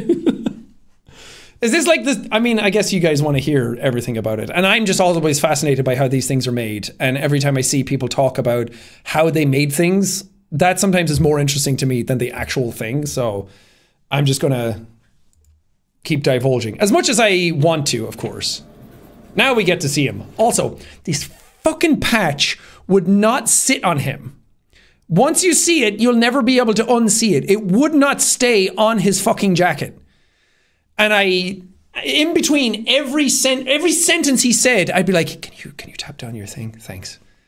And he'd always be like, fucking, and it would be fine. And he'd get a line out and then it would just come back and so annoying. The date is October 19th, 2019, and we are interviewing Chase Brody again. Use of the Dr. Hopkins assessment has been approved. Good morning, Mr. Brody. Is it? Look how disheveled he is. He's been there for a whole day. He's pissed. We're gonna ask you a series of questions to determine your state of mind. Now keep in mind we can detect if you're lying, so please try to answer truthfully. You okay with this, Mr. Brody? So they can detect when he's lying because if you've seen the Watcher video on YouTube, that's like their camera systems are that advanced that they're able to actually like sense when you're lying just through the camera. Because the whole narrative behind the cameras is that obviously Iris make a lot of stuff, one of them being that camera with certain antimatter technology, but I wanted it to be sort of like what would cameras in the future be like? Because we already have like Face ID on our phones that's able to like scan your face. And I'm like, how long is it going to be before we have deep fakes already where people scan faces for hours and hours and hours and can supplant it onto something else and it looks real? How long will it be before you're able to scan someone's face through every gamut of every emotion? And then your phone is actually able to detect what emotion you're going through. And then the phone's going to be like, oh, it looks like you're sad. Do you need assistance? like it feels like a weird dystopia that is on its way to happening. Like, you look sad. Here, have some pills. Be happy. So that was kind of like that's where I was like extrapolating out the Iris cameras, the Watcher cam. So those cameras are able to like check chase. And if you're able to detect like emotions, then why wouldn't you be able to just detect when someone's lying? And like they're able to detect heart rate. And I was even, that's a fun thing actually. Originally, all of this, like 1984, exactly. That sort of like Black Mirror-y, sort of like Big Brother's watching us sort of vibe, that dystopia. I'm just a fan of that kind of stuff in general. But originally this whole shoot was going to take place from that one camera angle. So when you see it in interview 3, that camera angle from top down, the security cam, originally the whole project was written to take place from that perspective. So all of these interviews were going to take place from that one point of view and not change. And we were going to have stuff on screen that showed like Chase's heart rate beating. And when he got like uncomfortable about the assessment, the heart rate was going to go up and like go red. And when he said certain things, it was going to say that he's lying and telling the truth. And then people behind the scenes were going to be looking at it and being like, yeah, like a polygraph test. But when we got on set, I was like, well, that was also to kind of like cut corners, to be like, I don't know how this is actually going to look on cam. The room isn't right, so we can kind of like hide certain things that way. But when we saw this room and we were talking about it, me, Mark, and Ethan were like, we could do like reverse shot like this, like an actual production. And I was like, okay, I guess I gotta like really act now because people are gonna see my face. Because it was also kind of interesting to not be able to see Chase's face with the hat sort of blocking it. But I'm so glad we didn't do that because this worked out so much better and is way more interesting. And having everything from one camera angle would have been way more boring for a gimmick of stuff going up and down. And because that's why we released the Watcher Cam video first, to be like, originally that Watcher Cam video was going to be in the stream, but it didn't fit in because why would that video just show up out of nowhere? Maybe you guys hacked into the system and found this video somewhere. So we just scrapped that entire idea, and this was way more interesting to do it this way and gave way more emotion and way more involved, and I think it paid off. And then it's more ambiguous what's lying and what's not versus what Aaron says versus what the audience thinks is a lie versus the back and forth and the Hopkins assessment. And making it more ambiguous makes it far, far, far better. Do I have a choice? Is your name Chase Brody? Wait, shouldn't I be hooked up to like a bunch of wires or something? I assure you, like a polygraph is quite capable. That won't be necessary.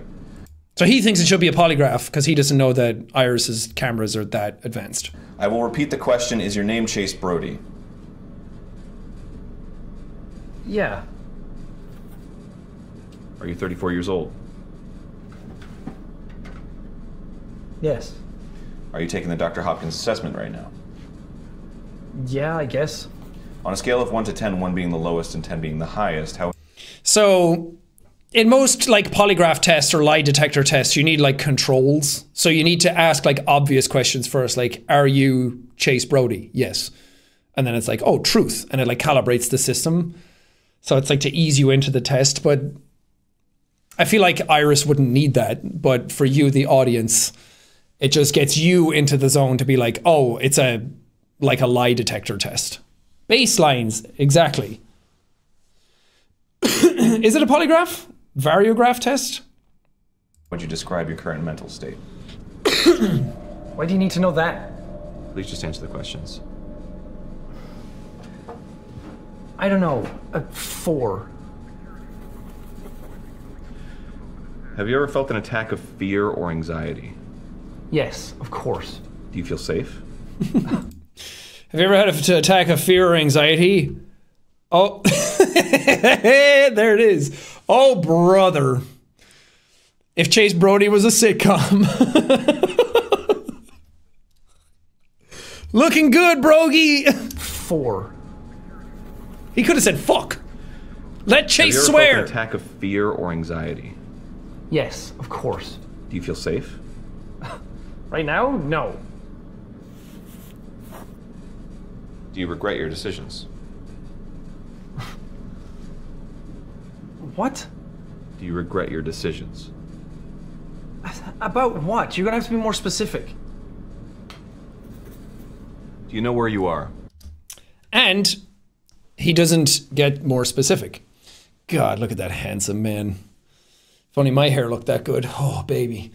But yeah, a lot of these questions are actual, like, legitimized questions from actual, like, various different tests all around. They're not all from one specific test, but some of them come from, like, there's, like, mood tests or, like, psychological evaluations.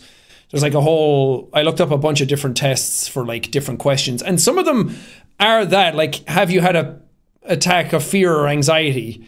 And then I think one of the tests actually had the do you believe in God question. And I myself reacted to be like, that is a weird question to ask somebody in a examination like that. So that's why I put it in and had Chase react legit like the way I reacted in real life. Somewhere in Iris. Do you know why you're here? No. I keep telling you guys, I have no idea. Have you ever heard of Alter 114209? No, I told you yesterday. I have no idea what that is. What was the first time you came into contact with Alter 114209? Are you even listening? How many times do I have to tell you, I have no idea what that is? So they keep poking him on it. Almost like they know that he's been in contact with him. Basically, Iris are very technologically savvy, so they know a lot more than you think they do. Also, people are asking, why is it a different hat from the Chase short? I didn't have that hat with me in LA when I filmed Chase, and I also found it again recently in a box from when we moved. And I was like, oh, hell yeah, gotta use that one again and keep it this time. So, canonically, it's this hat all the time, okay? Shut up. All right, moving on. It's just a How snapback. many pictures have been shown to you so far? Pictures? None. How many sounds have been played for you? None. Are you easily startled? No. I mean, maybe? I don't know. It depends on the situation. What's the worst pain you've ever felt? I don't know. I can't remember. Do you believe in God? Bit of a loaded question, don't you think? Please just answer the question, Mr. Brody. No. I mean, I used to, not anymore. Do you believe in life after death? Okay, no. This is ridiculous. No, I'm not doing this. Ridiculous or not, please just try to answer the question truthfully. Do you believe in life after death? No. Have you ever experienced a terrible occurrence that has impacted you significantly? No. Have you ever lost someone close to you? Okay, look, I've answered all your questions. I'm not doing this anymore. We're not done with the assessment yet, Mr. Brody. Have you ever lost someone close to you? I don't care if we're done with the assessment, okay? I'm not doing this. Have you ever lost someone close to Yes! He angry. I lost the only 2 people that ever mattered to me.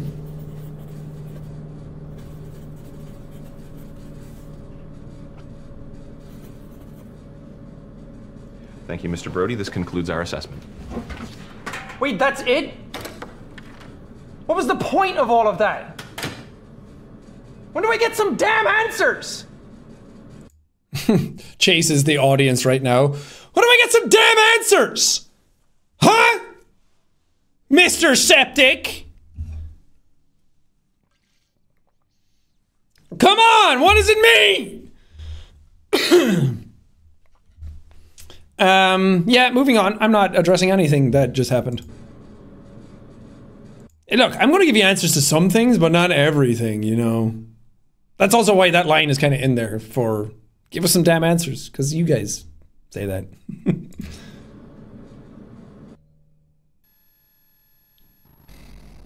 Yeah, so this was originally going to be the entire project. This was how it was like written initially. I'm so glad we didn't do that. Hello? Come on. Don't tell me you're giving me the silent treatment now. It was just getting fun. So this whole thing is that he's been here for 3 days now, and Iris have come in at like the same time every day. So he's like, okay, X o'clock, they're going to come in again. And now he's sitting here and they didn't show up. So that's why he's like, where are you? What's happening? So, what? Am I supposed to just sit here and talk to myself? Oh, Iris, you're so amazing. It's like only yesterday we used to talk. I miss you so much. It's probably just me though, right? Should we see other people? So sassy. Yeah, this kind of got lost in the filters and stuff. So a hatch opens and a ball comes rolling in, but you can see like these big long shadows of everything that I was a real big fan of on set. Like you can see the legs of the table, the chairs here, the camera. But because everything is like through a VHS filter and through a camera and through like this kind of tech, they just didn't really read as well on camera as they were supposed to. But they're there. You can see it when it's pointed out though.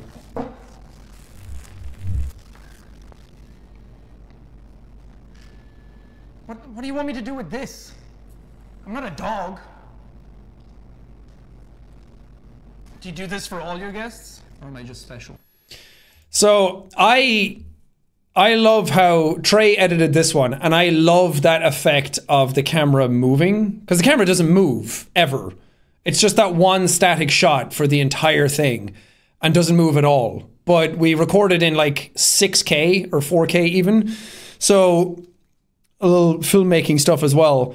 You record way higher resolution than you want, because even though the stream wasn't 4K, you can record 4K, and then if you zoom in on certain sections, you don't lose any of the clarity. It's still really high res looking at 1080p. Because if you have a 1080p shot and you zoom in, it looks like garbage. You start getting pixelation, you start getting artifacts. So the camera zooming in and like moving and everything is all manually done by Trey, and all the sound effects and like the little like stop to make it look like it's actually on an axle was all done by him, and it worked out really, really well. I'm really happy with the way that was. It adds so much. Some of these glitches, by the way, are VLC Media Player, not the actual. So if you see ones that aren't in the video, it's because of that. It's not, oh, he has extra glitches now. Like that one.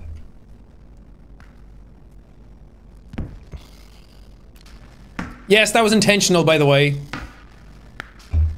I didn't let the ball fall on my face by accident. That was one. I was lying on the bed and Mark was like, can you just do one where it hits you in the face? And I was like, oh yeah, that's fun. It kind of like adds a more human element to it where everything isn't perfect. So it was actually really hard to get it to hit me in the face because I kept throwing it up and I kept going back and hitting the wall.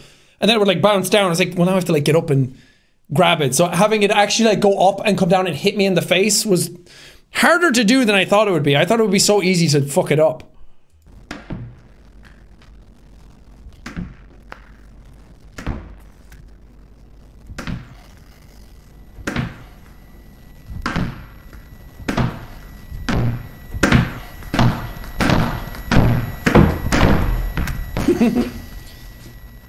I threw that ball so hard.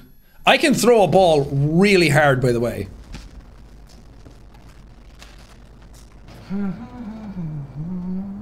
He's so done. I know you're watching. Hello? Anybody?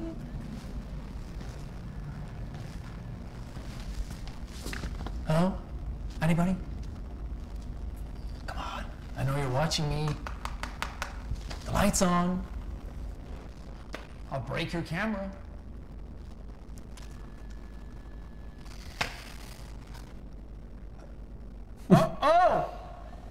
Oh no! Help! Help! Oh, I've hurt myself! Oh, help!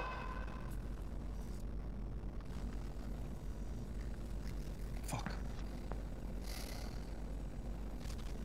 This is what you want, isn't it? Yeah, you guys watching. I know you're looking at me. You sick fucks. Swore! Chase Brody swore! Mom told me that he was family friendly. He was just doing trick shots a minute ago. Imagine if Dude Perfect at one point just came out and was like, fuck! Can you at least turn the lights off? How am I supposed to sleep? Can you turn off the lights? Thank you. A lot of these ones weren't in the script either. We just played around on the day.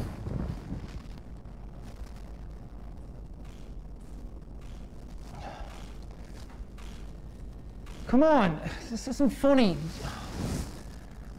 I'm trying to sleep. Oh, he pissed. Hey! Look! When are you guys gonna let me out of here? Alright, it's starting to get really boring. I answered all of your questions. I told you everything I know. What more do you want from me?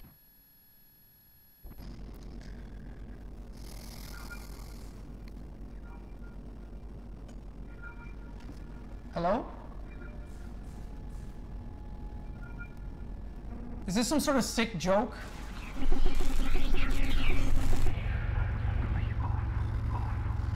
Oh no.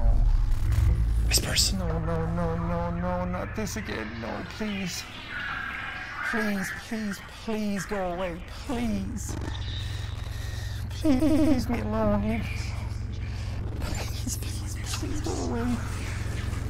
What do you want from me? There's a line we've heard before. There's like a bit here. Yeah, everyone's like, for free? Chase feet? When you can hear like the whispers kicking in. Hello? Again, it's subtle. That also, there was like it misaligned slightly, but there's a thing, if you've ever seen the Addams Family movie, and you know how Morticia Addams always has a light on her face, or like a light right across her eyes. That's called like the Shatner light, or the Shatner something, like William Shatner from Star Trek. If you ever see him in certain shots, if you look up like the Shatner light, you'll see a light on his eyes to like increase intensity. So that's like our homage to that, like the Shatner light across Chase's face. It's like a little glow. It's very subtle. Actually, it's not subtle at all, but when you're watching something and you're not like thinking about it, it just adds this like element that you're not thinking about. Is this some sort of sick joke? And here, you see it a second ago, the shadows on the wall were moving. Oh no. No. Like here, this is like the table leg, and it's like ever so slightly moving across as they like, sort of like to just visually symbolize that like something's like coming and like reaching for him, like the shadows are encroaching upon him. Not this again, no, please. Please go away, please. Please me alone. Please me alone. Please go away. What do you want from me?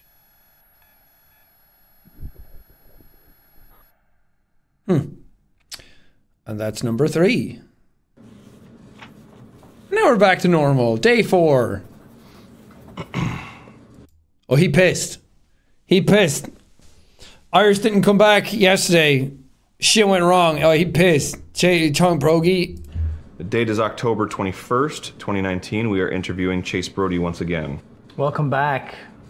I thought you guys forgot about me or something. Mr. Brody has experienced elevated exposure levels since we last spoke. Levels in the room have also been increased. Wait, what do you mean? I've just been sitting here. What have you guys exposed me to? Mr. Brody, there are powers in this world that would seek to harm individuals such as yourself that we are trying to protect you from. Bullshit! You think you're doing all of this to protect me? He won't stop swearing. He's allowed to. He's been cooped up. Shit's been going wrong. Believe me, Mr. Brody, we are.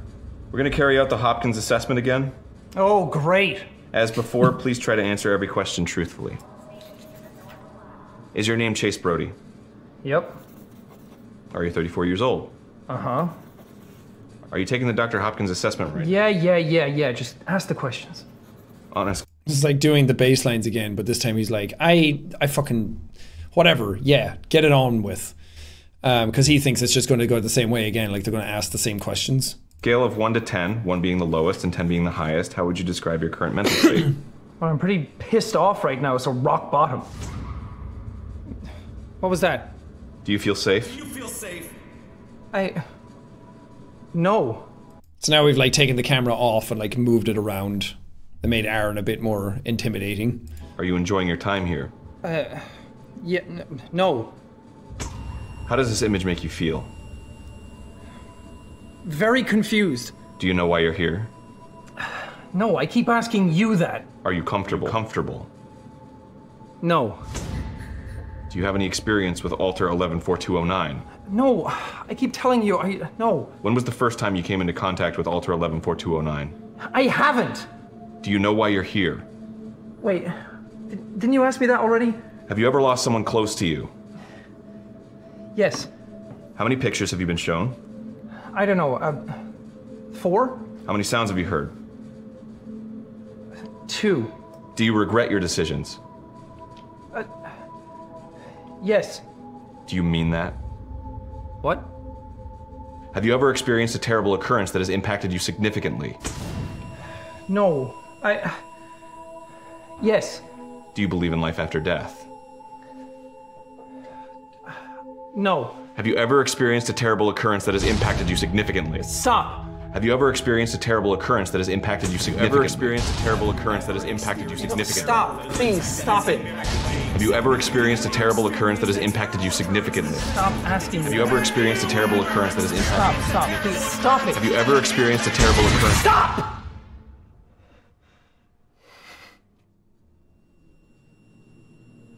Subject's exposure has increased to concerning levels. Suggest moving to second phase pending board permission. What is this? What did you do to me? What did you do to me?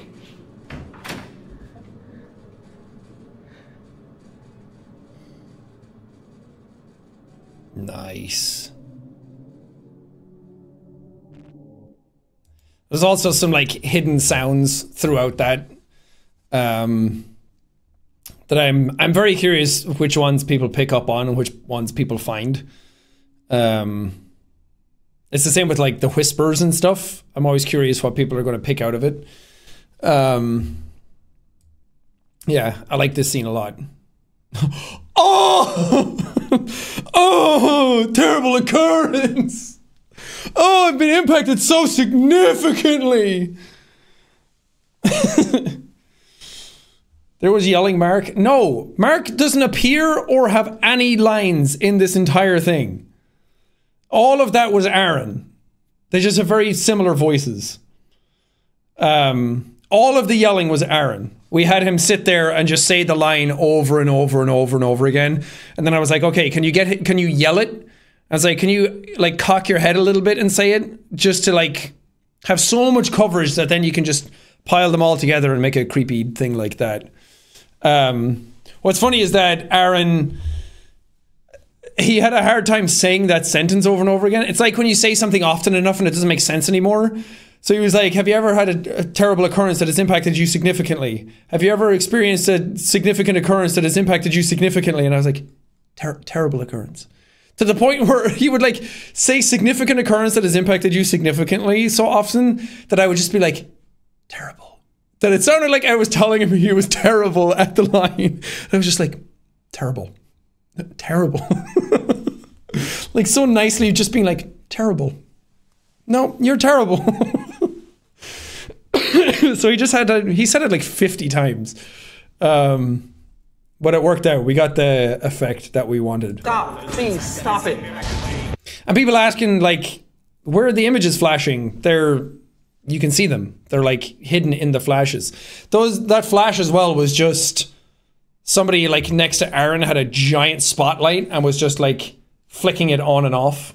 We had like beats in the script for when it would come on and off. And then I was like, okay, now let's just do it, but flick it on and off whenever you want. Whenever you feel like one should come in, just do it. And we would just flick it on and off constantly, back and forth. But it came out really well. Everything married together with like the editing and the sound design was really cool. This music in the background that Robin found. Robin edited this one. It's weird. I didn't intend it to happen this way, but Trey edited all the odd number interviews and Robin edited all the even number interviews. So like 2, 4, 6, 8. And then Trey did all the other ones. But it just happened that I like sent them out the videos to like split up the work. And then it was like, oh, wait, you got even and you got odd. Weird. Have you ever experienced a terrible occurrence that has impacted you significantly? Stop asking me. Have you ever experienced a terrible occurrence that has impacted Stop, please, stop it. Have you ever experienced a terrible occurrence? Stop!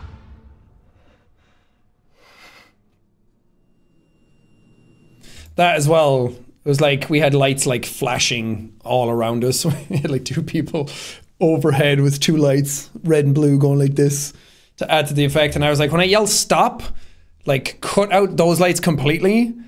And then Ethan was like with the camera like this. And I was like, when I yell stop, just like hold it as steady as you can. And then the whole scene just like cuts and gets very serene. I don't know, I'm a fan of that kind of like crescendo. Subject's exposure has increased to concerning levels. Suggest moving to second phase pending board permission. What is this? What did you do to me? What did you do to me?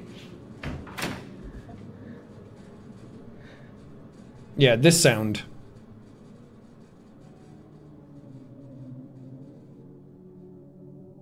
Curious if anyone knows what that is.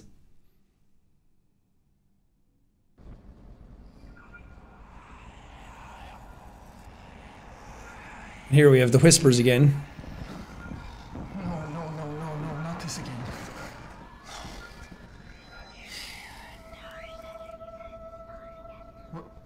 Wait, no, this is different. So now it's like whispers, but it's not the same ones that like drove him mad earlier. Those +1 biceps though, yeah, Evelyn said the same thing. She was like, she saw the scene and she was like, hello? And I was like, what? Like, makes my arm look massive. Oh God, that's the fucking chonk right there. That's the chonk brogy. Yeah, Auntie comes in this room, Chase is gonna fucking deck him. Look how swole he is. No, not this again. What a himbo.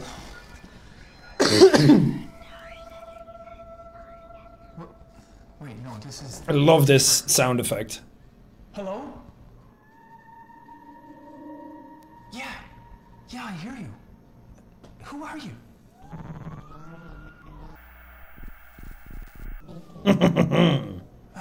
I'm Chase. Wait, where are you? How can I hear you? Help how? So cool. Can you get me out of here?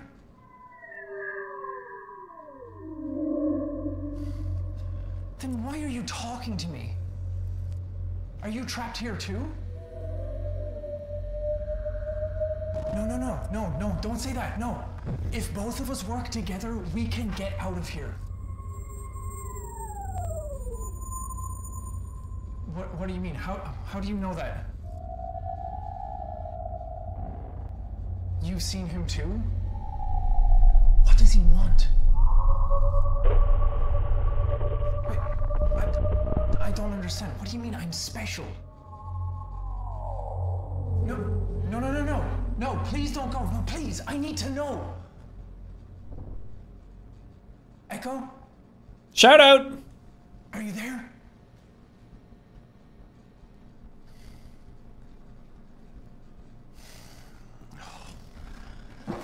Oh, come on, please. Don't leave me alone here. Yeah, so that's Echo. I'm not going to say who or what Echo is, obviously. That's still to be revealed. The Amazon Echo. But yeah, I love that those sounds, again, Trey did a great job on it. Because I was like, I want this to sound like... I can't remember my exact direction. But obviously, everyone knows how much I love like crazy sound design and cool sounds, and like I'm always just so disappointed when somebody has such a cool thing and visually looks great, but audibly it sounds like shit.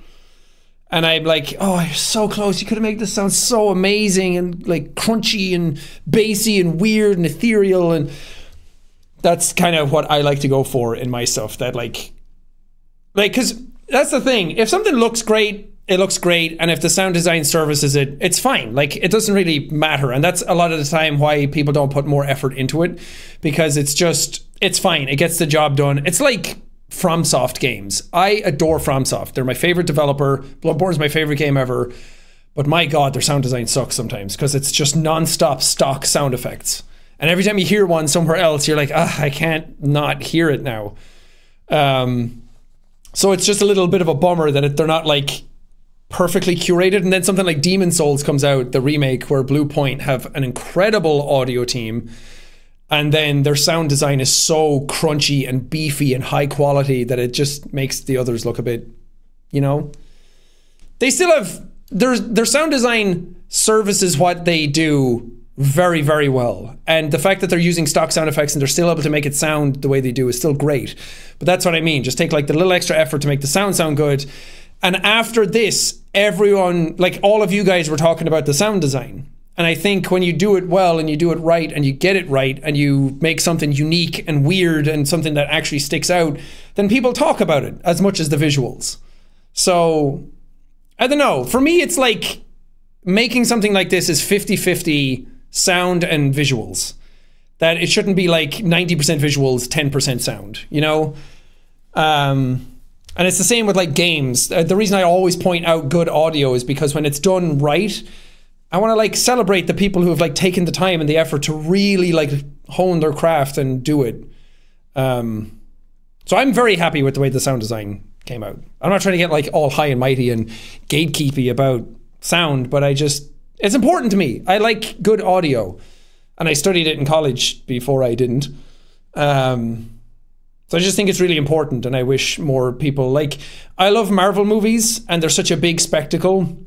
But when you actually listen to their movies on like a really good like home theater, it doesn't sound that great. A lot of their sounds are like front heavy. So all the sound kind of sounds like it's coming from in front of you instead of like above and behind and to the side. And their sound effects are all like, they're fine. They service the movie, but none of them are like, there's no like sound that makes you like really like sit back and go, oh, you know, like the Reaper sound in Mass Effect or the crab squids in Subnautica, the Mutos in Godzilla.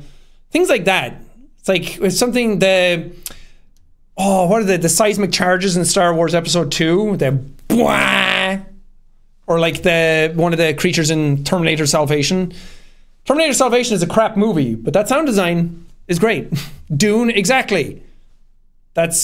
You'll hear my Dune-ness come out in this as we go.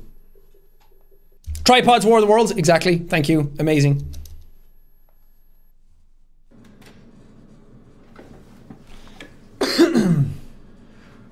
Hello, Chase. How are you doing today? Just peachy. And we know you've been through a lot recently, Chase. We just want to help. Please, allow us to lighten the mood a little. His whole like, the fuck is that?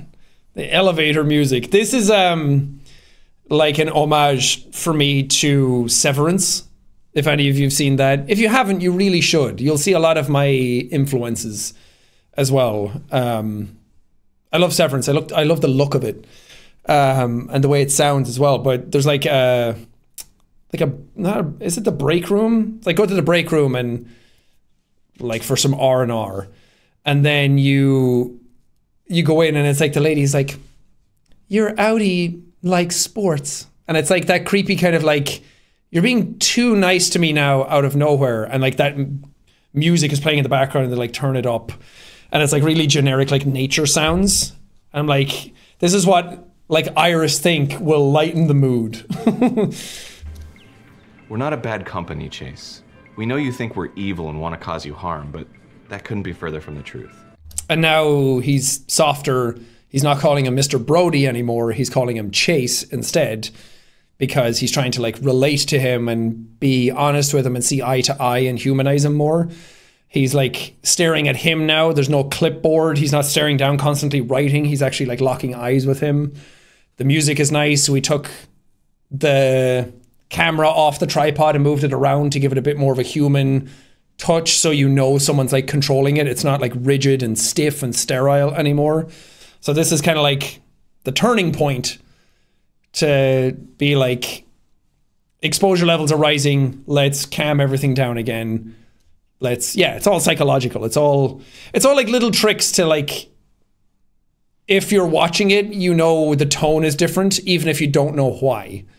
That there's all these like little tricks you can do with like filmmaking to get the audience like the place you need them to be without having to say it. We want to stop the bad things from happening. You guys sure have a funny way of showing it. We would like to share some information with you about our company and why you're here. It feels like an ad. If you would allow us.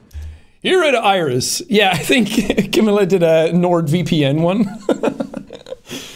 It's like, could you imagine I just busted out a NordVPN ad in the middle of the stream yesterday from here? Chase just turns to camera.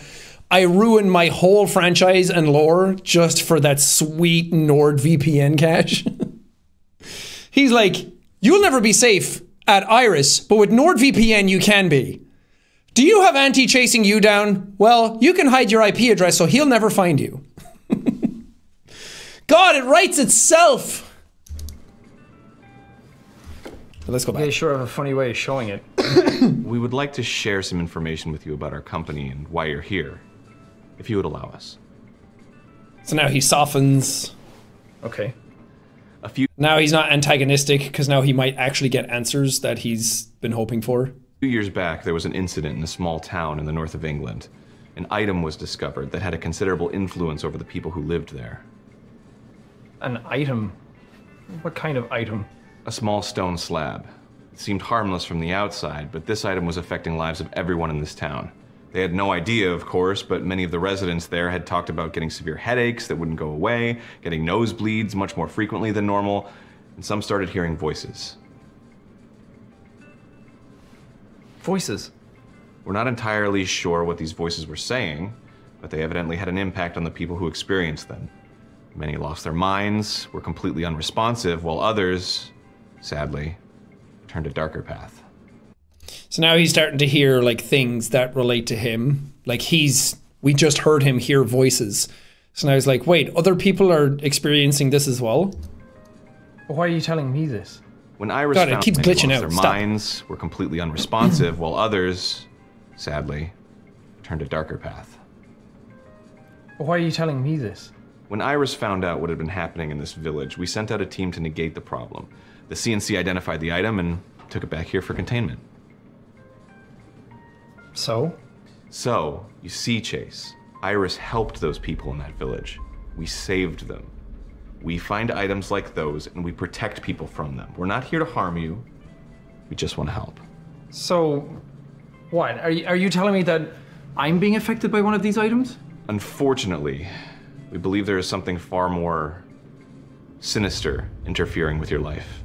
How much more sinister can this get? What is affecting you is orders of magnitude more powerful than any of these items. So what? You guys knew that this was happening, and you just sat there and did nothing. We're just trying to get to the bottom of this, Chase. We know what you've been through. No, you have no idea what I've been through. You've been seeing things, correct?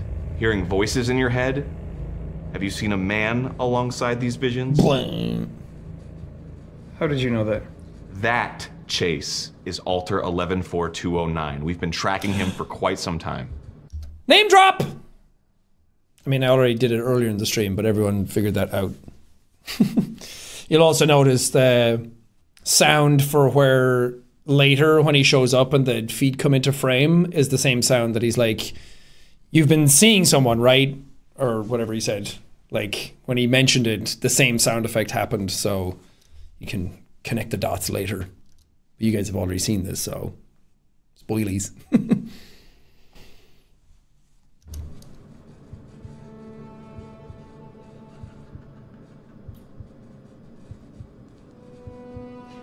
He won't leave me alone. He shows me such awful things. What I did. We know what was taken from you, Chase. That you used to be a husband. A father. Didn't kill them. I'm sorry? I didn't kill them.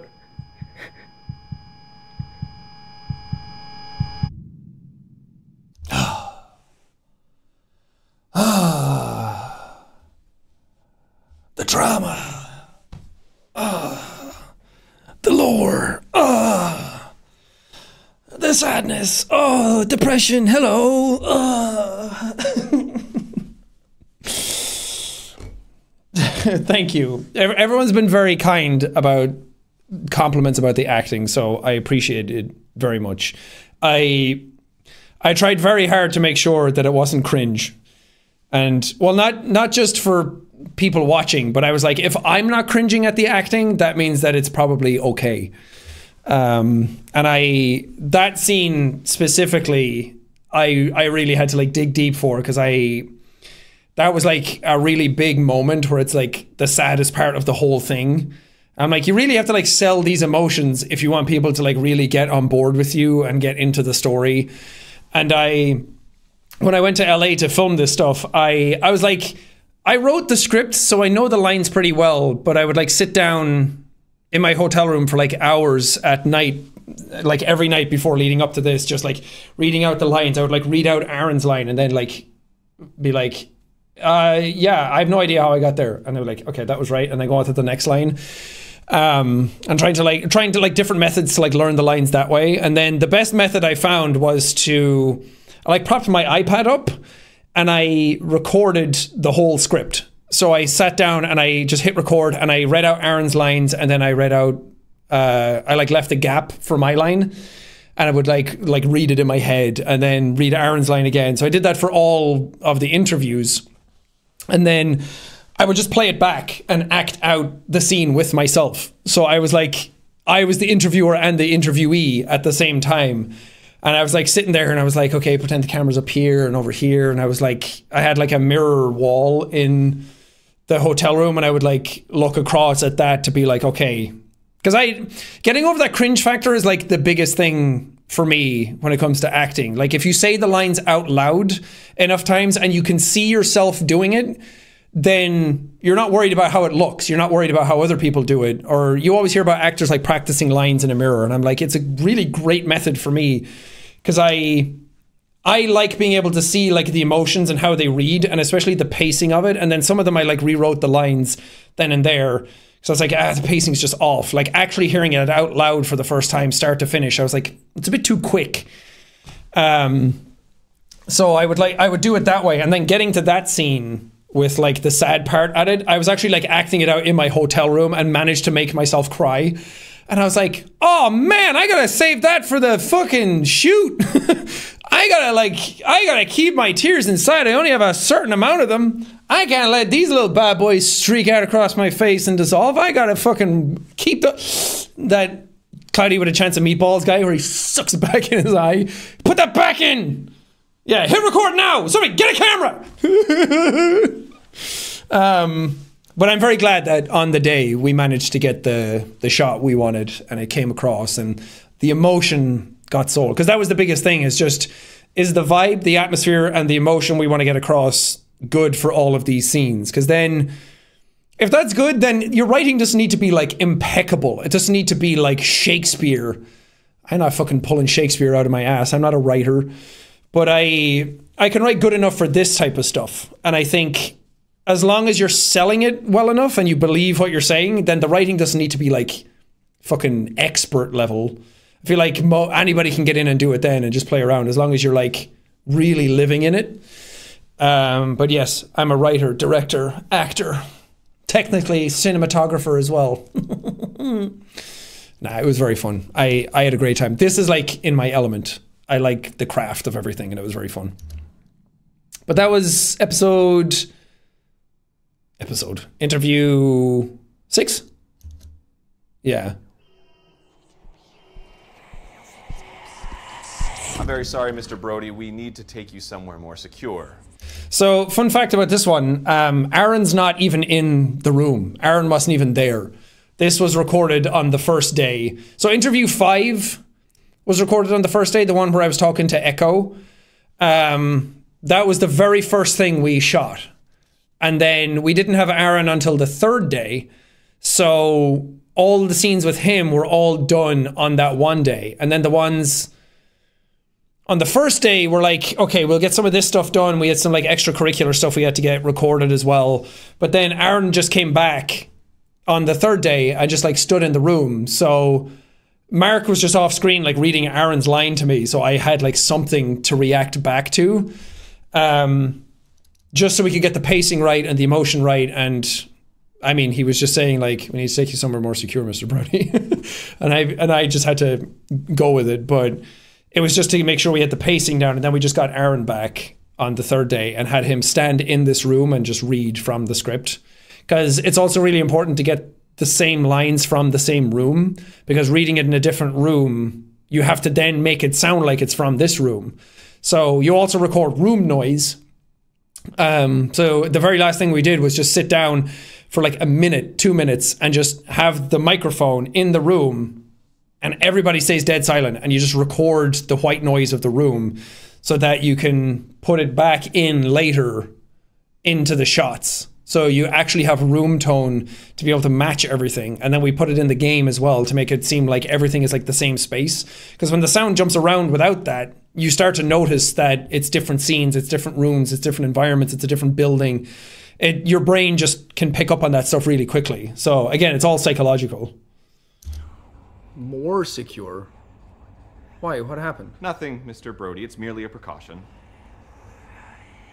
Okay, a precaution against what, though? What are you not telling me? We do this a lot, Mr. Brody. We move people around to free up space. You don't want to be stuck in this tiny room forever, do you?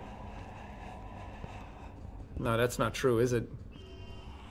Something happened. If you would just as the alarm is blaring in the background. Okay.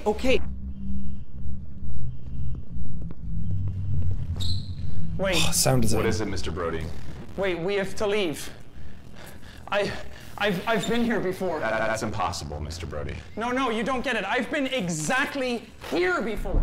No, please, let me go. Please calm down. We have to leave. Calm down, Please, Brody. let me Everything's go. No, please. Come along, Please. Mr. Brody. Please, no.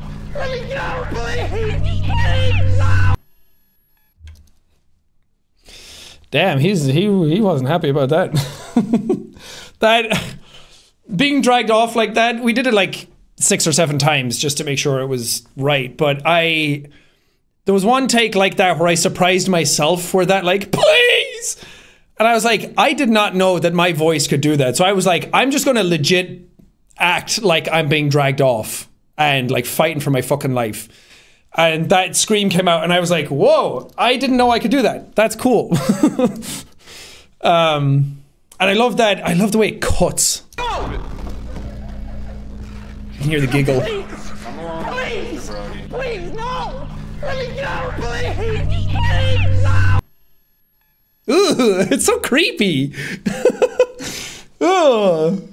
It's like, I'm the one who did it, and even I'm watching it being like, I don't feel good about where he's going. Yeah, I'm very happy with that. That came out really well.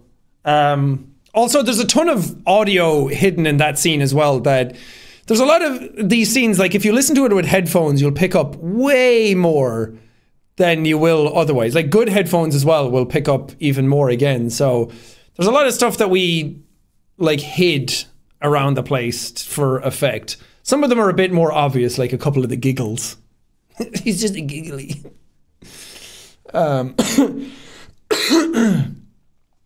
But yeah, it was very fun to do. Also, a little trick. Something happened that I don't think anyone noticed. Happily explain everything. So these guys are two different guys than who were in the room after. So we had the security team on set for a day, and we only had Aaron on set for another day. So these guys weren't there the days Aaron was there. So these guys that dragged me out Okay. are not these guys. That's not like a time skip. That's not like a lore thing. That's just an editing trick because we didn't have the actors on the day. So this is actually Mark's assistant, Evan. And this is a stunt guy who was part of the team. So in the finale, the guy that falls across camera is this guy. So yeah, Evan got his 5 minutes. We also had a bunch of cafeteria shots that sadly we weren't able to work in time into the final stream. Maybe I'll post them for something somewhere. Well, we had cafeteria shots with scientists that you guys saw in the trailer that, again, we just didn't have time to put in.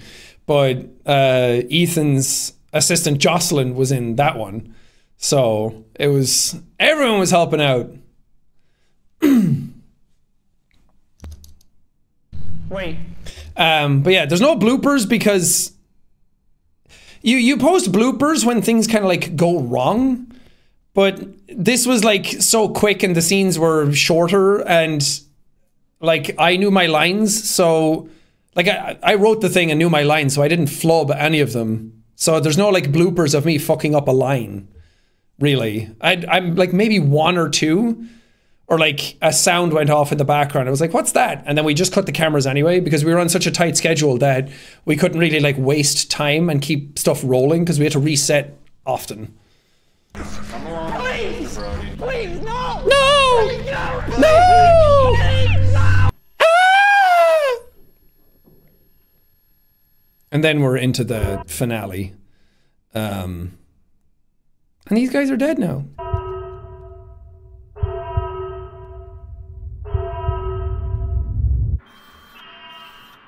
I fucking love how this transition came out. Very Matrixy.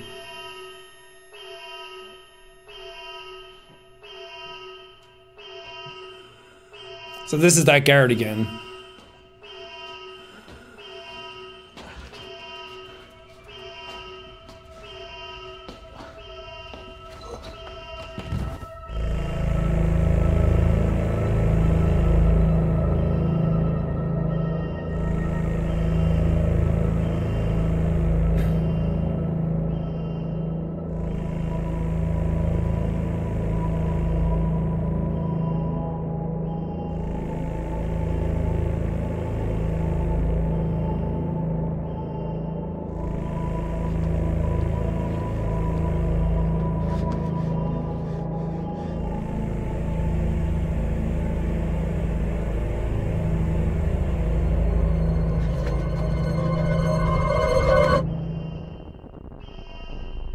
Oh, jeez.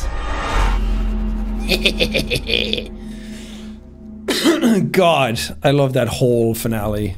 That is, oh, chef's kiss. So these are some of the other guards. Okay, we're gonna get deep on the intent behind a lot of the stream and what is actually happening here. So the whole thing, I also wanted to be sort of a meta play on social media.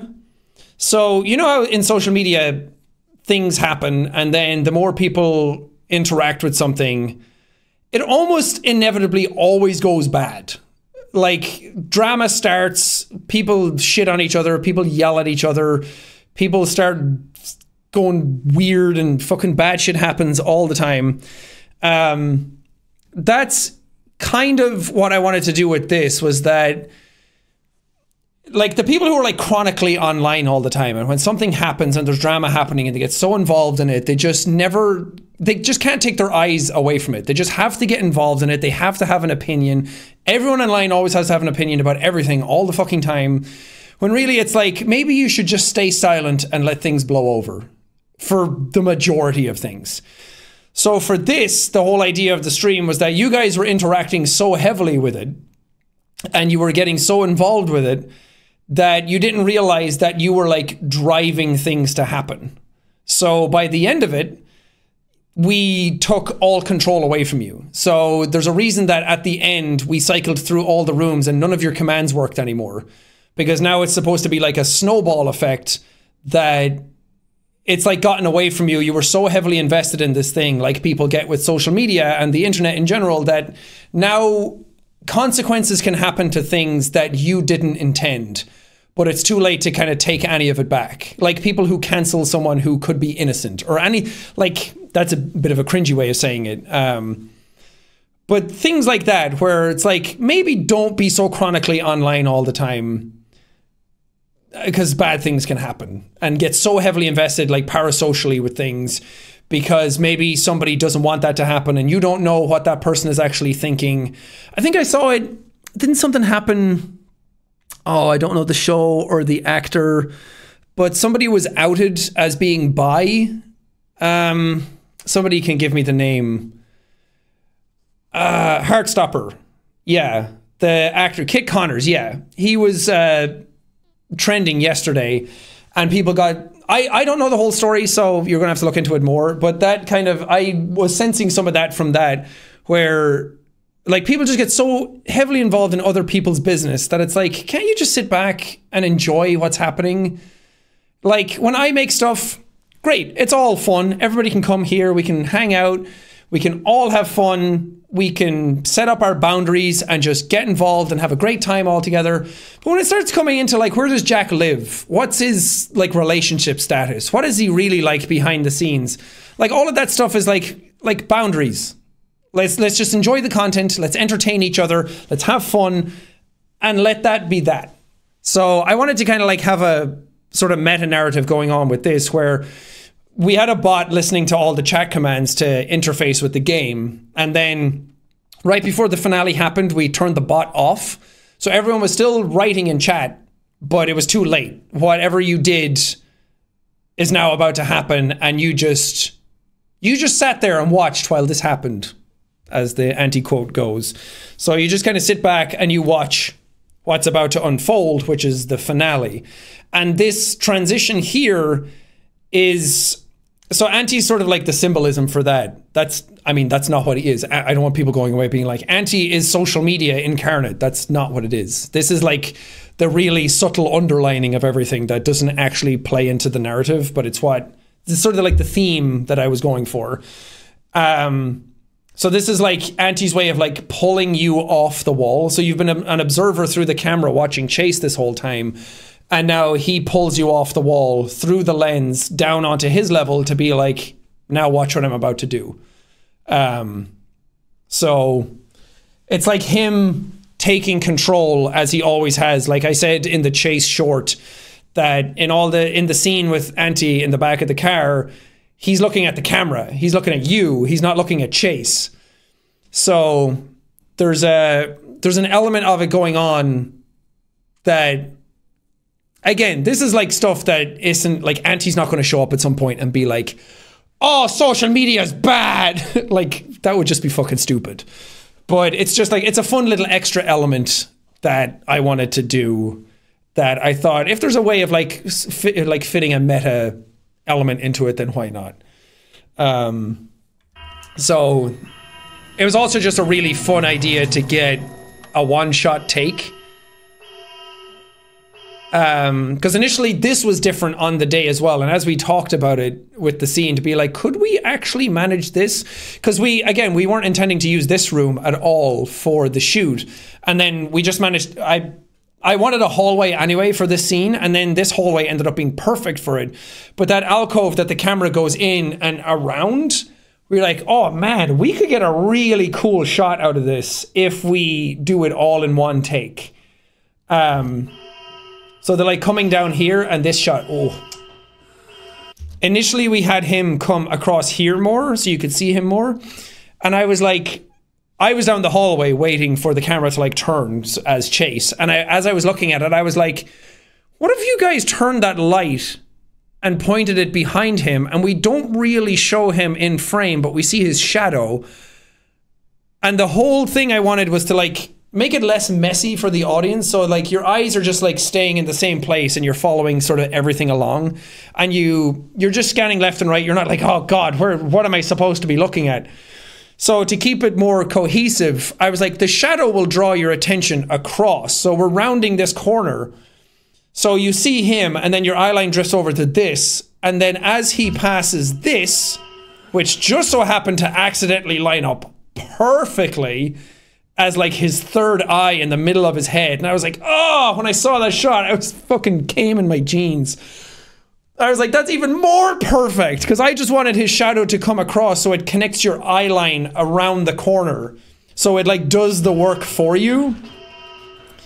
So you follow that shadow across, and then you're like seeing this, and then he wipes frame. So it all like connects itself together, so your eyes just aren't like getting messy all over the place, and everything just like flows around that corner. And then obviously we hid an edit here because we couldn't do it all in one shot because of what was about to come next. So he wipes frame, a classic. And then the beans, the Tootsies come in.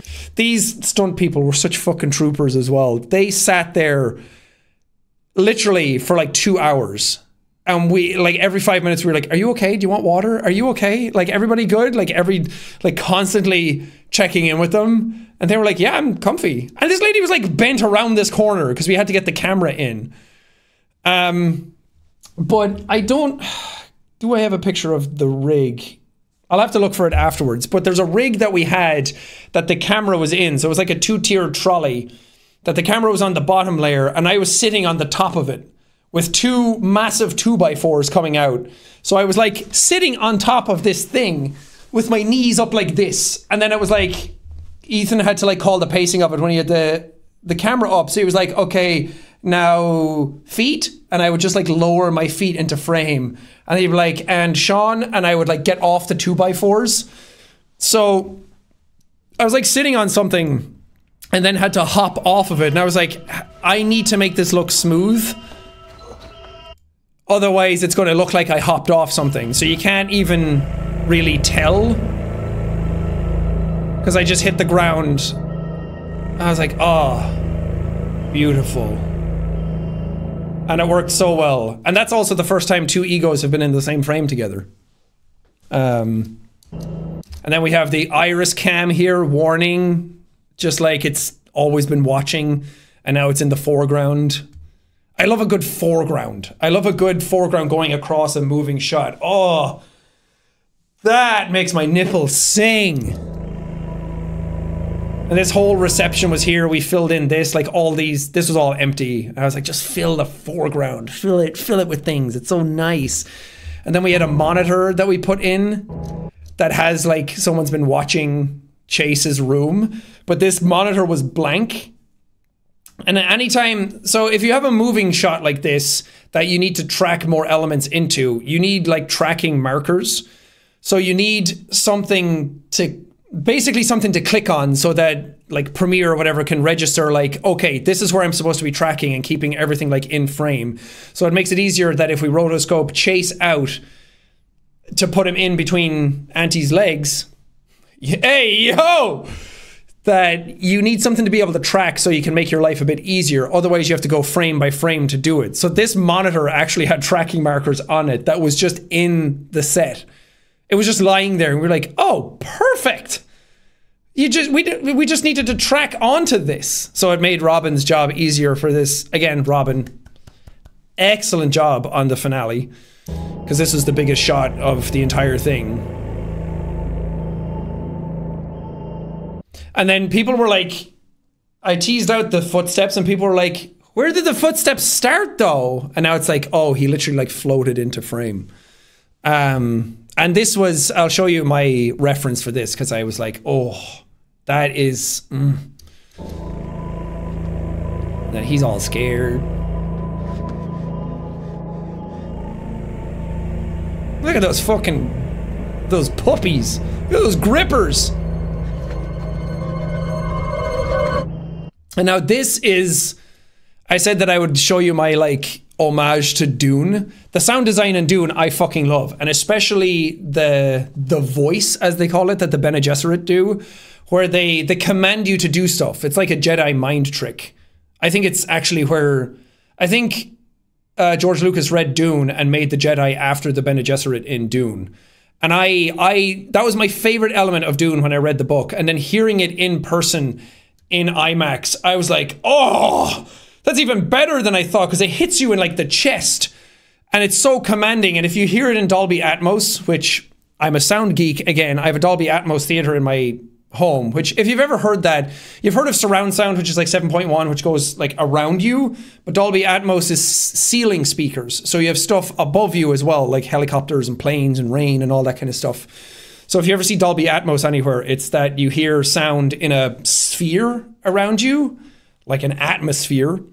It's called Atmos. So sounds can happen anywhere. And it really adds like a whole layer to stuff, because then you can blend speakers from the side to the ceiling and have like a sound between them and like in the middle of your head. And it's not just coming from those speakers. So sound design is just so cool. But when you listen to the voice from Dune in an Atmos setup properly, because IMAX doesn't do this. IMAX is... I have a lot to say about IMAX. I hate IMAX. But for Atmos, if you hear the voice that they use for the Bene Gesserit in that, you will hear like different voices in each part of the ceiling. And they said that their inspiration for it was that you hear the Bene Gesserit from like different generations talking through that one person. Like it's all the Bene Gesserit commanding you at once. And that's why it's so powerful. But when you hear it in a theater like that, you hear the different voices in different locations. So I said to Robin, like, think about that. And that's how Chase's voice should sound for this. So there's like a central like bass layer. If you listen to it on headphones, there's like voices panned left and right to just make his... I'm not saying that he has multiple people inside of him.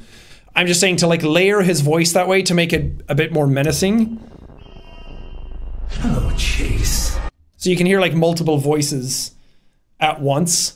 And I did some like binaural recordings with my ASMR mic that I have for a lot of the whispers in this and for the anti-voice as well to kind of like add to it. Because the voice on set doesn't sound good because it's a big room and it's just like, hello, Chase. So you need to like layer that and thicken it. But that was like my sort of reference point for Robin to be like, it needs to be commanding and it needs to like fill your head. So like some of it is like in your head, some of it is out of your head, some of it is around you. He's everywhere basically. And that was like my inspiration for the sound design to it. And again, inspiration only goes so far and my direction can only go so far, but Robin and Trey fucking nailed it. It took a really long time. Like it's what, like 22 and a half minutes of content, which doesn't sound like a whole lot, but there was a lot of work that had to go into each of these. Like even just moving the cameras around and glitching and different things showing up and the echo voice and things like that all took a considerable amount of time to do. And I'm very, very, very pleased with the way it ended up. Because it's basically as good as I wanted it to be. And the fact that I said all of the shoot should be from this angle and then we ended up doing this means that everything was just like 100% better than what I went in with expectations. So I don't have a bad thing to say at all about those filming days because it was all such a cool learning experience. I got to like dive into acting a bit more and take it more seriously. And we got to like, I could like hear the edits and see them all like coming to fruition in my brain. And then getting to go home and like give it to Robin and Trey and be like, oh, can we do this and do that? It was so cool. I had a wonderful time making this project. And all it does is make me want to make more of them now. It was very, very fun. But I said, there's... that didn't find it. There's a movie called Come True. That is about like dream sequences. About like... So, I wrote all of this. I had exactly what I wanted for Iris in my brain, and we filmed all of this. And then me and Evelyn were just looking for like spooky movies to watch, and I found a movie called Come True, which has some really fucking great imagery in it. Let me pull this up. So if you can see this, like this sort of stuff, I was like, this, it was so annoying because I saw the movie after I like did all of this stuff. And I was like, God damn it, this is exactly what I want to do. So it's like, this was like what I was aiming for with like Iris and the sort of like overnight watch thing. Because this is like a sequel to Overnight Watch basically. And this is kind of what I wanted to show, was this sort of vibe, like the old retro tech I'm just a huge fan of. This lady looking at these computers, but this character looks like this in the movie. So this is like someone she keeps seeing in her nightmares over and over again. And I'm like, that motherfucker. I like saw this, there's like, if you search up Come True movie dream sequence, I highly recommend you watch the whole movie, by the way. You shouldn't just watch this sequence, but there is a compilation of all the dream sequences together on YouTube. And I was like, that is exactly what I was doing with Auntie. I was like, it was so like on the nose. I was like, now it fucking looks like plagiarism almost. And I was like, you bastards. Obviously they just share similar like vibes than I do. But I was like, these eyes, I was like, that is exactly what I wanted to do. Like I already had it in my mind that that's what I wanted Auntie to look like when he showed up again. And then this, I watched that movie and I was like, well, at least it's a good like reference image for Robin to be able to work with. So I like it. I swear to God, I did not like plan any of that, but I was like, it just made me enjoy the movie even more because the movie was like exactly my type of like visual. If I had to put my visual stylings into a movie, it would be this movie. It would look... So it's just called Come True. But it's really, really good. She's a phenomenal actress as well. And I was like, it's like someone reached into my brain and made like exactly my type of shit. So if anything, it's just like motivated me to like try even harder to make stuff. But this stuff was all filmed already, so I couldn't really change a whole lot. But yeah. But now, because I like the movie so much, then I was like, I was doing the white eyes anyway, and I was like, this is like my homage to this movie now as well. So I like taking sort of like inspiration from the things that I really enjoy. Like this whole thing is obviously just a video game. But a lot of the other stuff, there's like sciencey things in it. So I'm like drawing all my inspirations to like put my creativity to work to really try and like craft. It's like, you know, when you watch something and you're like, oh, this is exactly like my tone and my aesthetic. I'm like trying to take all of those things that I've like watched and played and listened to and like put them all into a bag, shake them around and be like, here's my project. Like take all the best bits that I really relate to and like make it my own. Major SCP vibes as well. Yeah, I mean, SCP is like the thing that inspired Control as well, that game. And the visual identity to Control 2 is like so, like, oh, I love the like brutalist architecture and like liminal spaces. And Dharma from Lost, yeah, there's huge amounts of like Lost references in this as well. It's like, it was the same when I was playing Security Booth. I had to like bite my tongue so much playing Security Booth because Kyle, who made the game, I was like going through it and I was like, people don't even know. People don't even know about my Iris project. Like, all the stuff was done and I was just waiting on the game. And then I played Security Booth and I was like, oh my God, so much of this is like so similar. It was so weird. And I've talked to Kyle recently about it and he was like, holy shit, that's so weird. And he was like, yeah, I love Lost as well. And I was like, I mean, obviously.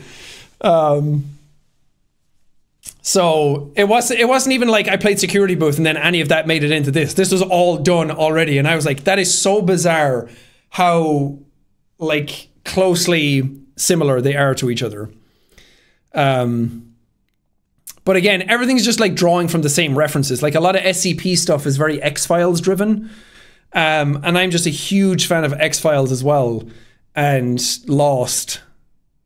And all these like different things that are just like it's not all one thing. There's like so many different bits of it. And then it's all like turned into my own thing with like the egos and the characters and where they're coming from and where they're going kind of stuff. So, I mean, everything's derivative at this point, you know? X-Files is a classic. I fucking love X-Files. It's so fun to watch. It was like back in the day, X-Files was taken almost like seriously because we didn't know anything about UFOs or the internet or each other. And now everything is like so closely connected that some of the stuff in X-Files is like, well, obviously that's not true. But now it's just like good cheesy entertainment. Didn't Auntie's neck heal? Yep, people picked up that he doesn't have a slit on his neck anymore. Twilight Zone, exactly. Oh, Twilight Zone is so good. And like War of the Worlds, the old radio broadcast, like all of that stuff. Like the Dark TV show. Oh.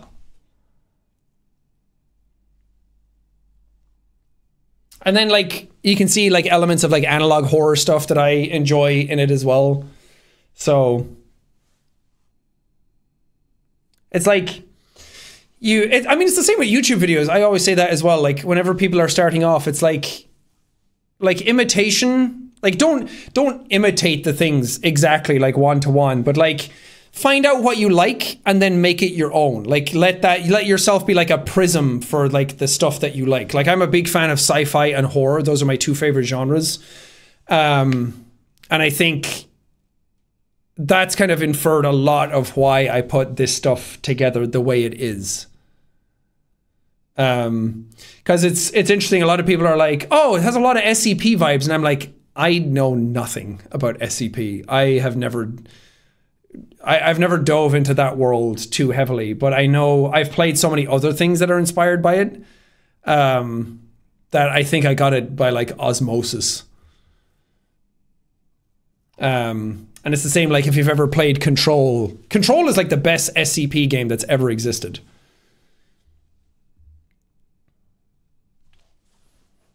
Poor Chase just wanted trick shots. He's evolved.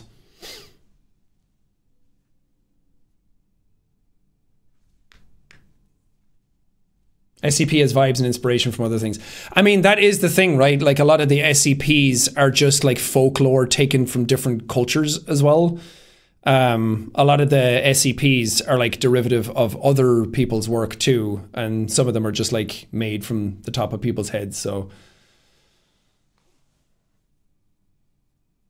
can you get a list of recommended movies and shows in the style of Iris and come through?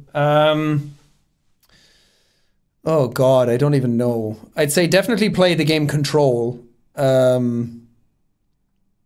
Watch the movie Annihilation or read the book. Read the Atrocity Archives by Charlie Stross. Dark Matter by Blake Crouch. Oh God, there's so many things. And like Dune is a great book as well, even though Dune is sci-fi and there's not really, I guess it's kind of horror. It's like body horror in a way. There's a lot of stuff in that's like really cool.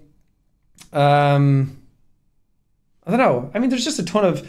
Watch any sci-fi horror stuff. Just watch things. Consume. It's like anybody who writes stuff, it's like they just read a shit ton of books to be able to write. It's like reading Game of Thrones. It's like, well, I can see a lot of like Lord of the Rings in this. You watch Star Wars, if you've read Dune, it's like, oh, this is like, there's a shit ton of Dune in this, but it's all about like making things your own at the end of the day as well. Jack, what about the turtle? So if anyone who hasn't been in the community for a while, the turtle is just an Easter egg. I like that people call them Gerald. That's really cute. The turtle is an Easter egg to Auntie, where in a video I said, I am eternal. And people just joked that it sounded like I am a turtle. So Sophie came up with the idea to put a turtle actually in the thing. And there was other references here and there. We saw Marvin's mask was in the game somewhere.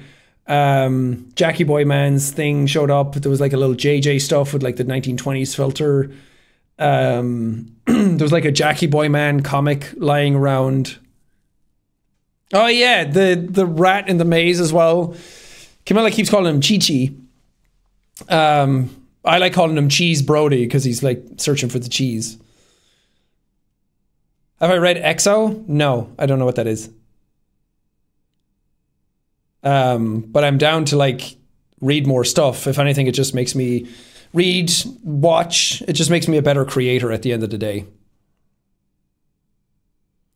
I was even like reluctant to put out something like a security booth when I recorded it, but I just loved it so much and thought it was so fucking awesome that I had to still upload the video. But I was like, this is, I didn't want anybody thinking that I played that and then made Iris, because clearly that's not the case, because it took fucking 6 months to make this thing, and it's been done, most of it has been done for like a month, if not. Actually, this Chase Brody stuff, all of this stuff has been done since August, and it's all been written since May. So it's like been done for so long. But I had a really long conversation with Kyle about stuff, who made Security Booth, and we both aligned so heavily on all the same references. It was like, man, I love this thing too, and I love that, and I love this and this and this. So we both like align very heavily on like what we both enjoy and where our references come from. So hopefully we can make something together at some point. Whoa, crazy thunder. Security Booth is amazing. Everyone should play that game. It's so fucking good. And it was made by one guy, and he made it in 6 months. He made that whole fucking thing in the same amount of time as it took us to make this. Now that's talent.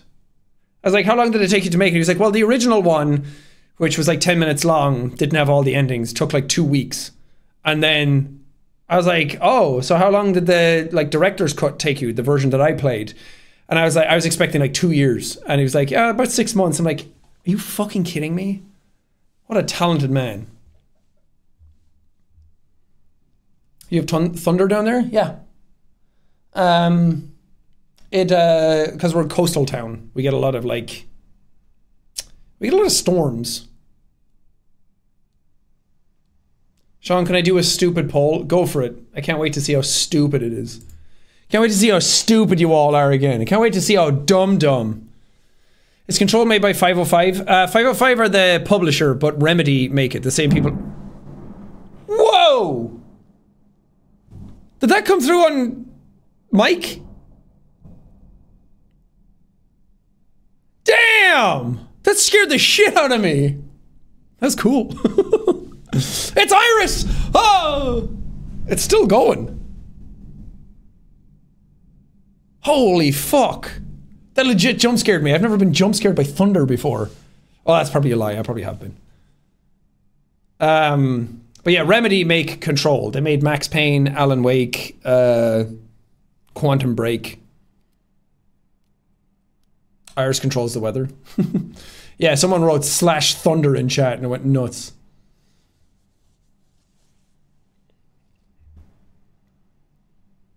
Wait, what's the poll? I don't see it. Ken, put it up.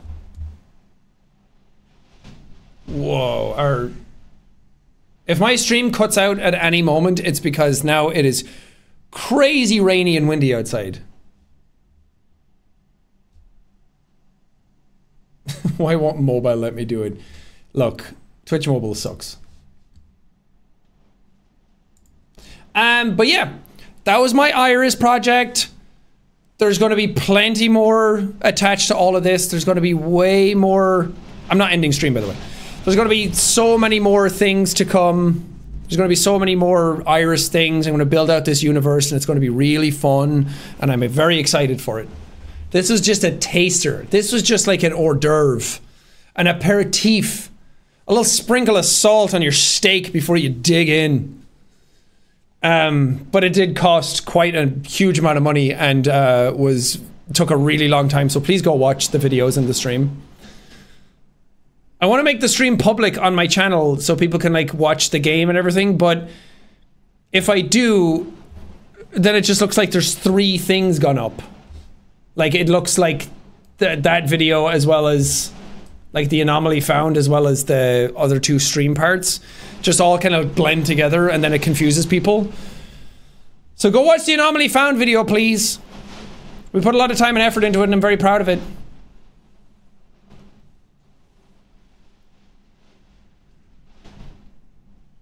Will you stream it again? No. The game is done. Rain is loud? Yeah, that's the wind right now. Very loud. I also have a condenser mic, so it picks up everything. If I had a dynamic mic, like the Shure SM7B, or the... what's the other one that Evelyn uses? The Electro Voice RE20, then you wouldn't hear the wind because it's a dynamic mic, but whatever. Yeah, it's very fucking windy right now. Can Apple Weather tell me how windy it is? It did say expect storms by 7 p.m. and now it's 8, so that makes sense. It says it's 44 kilometers an hour, which I don't think is right. That's way faster than that. Gusts up to 93 kilometers an hour. So, wait. What's 93 kilometers an hour in miles per hour? It's 58 miles an hour winds. So, thunder's kicking in. It's all stormy. What a devilish time we have. But yeah, that was another reason not to stream any of this stuff from my setup, because it could go down very quickly. I mean, it's Brighton, it's by the sea, this is what happens. You get a great view and you get the beach, but you also get crazy winds. But yeah, it is cozy. That's what me and Evelyn always say, whenever it like pisses rain. When I was a kid, it was like, oh, it's raining, I can't go outside. And now it's raining and like, me and Evelyn both like sit on our couch and just go, let's eat some snacks and watch some movies. How's BB? He's great. He's a little terror. He a little chonk. But he's supposed to be, you know? That's why you have a little cat like that, so he can be a little weirdo. And then you love him for it. This music does not at all go with what is going on outside my window right now. It woke me up last night. We went to bed, and then at like 2 a.m., a massive gust of wind hit the house and it like shook me awake. Now I see the poll. Who would win? The collective chat or a silly little pipe? The 7% of you, the 84 of you that clicked the collective chat are fucking liars. Because you guys were awful at that puzzle. Remind me to never hire you guys as plumbers.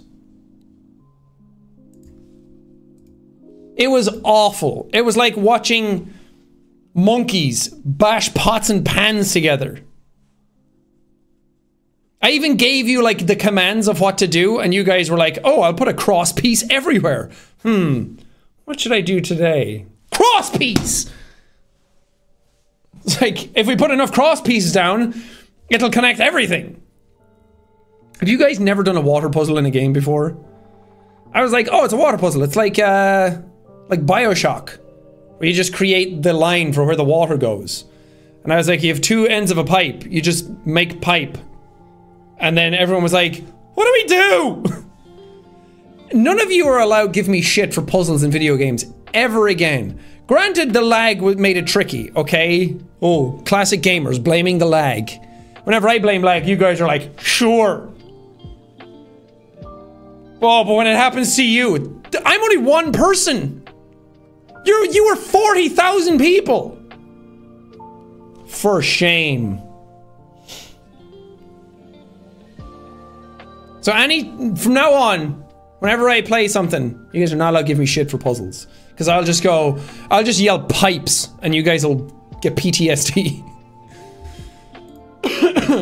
Who would win, tic-tac-toe or Sean? Oh, tic-tac-toe for sure, yeah. Yeah, no, I'm not, I know when humility should kick in. I know when I should be taken down a peg.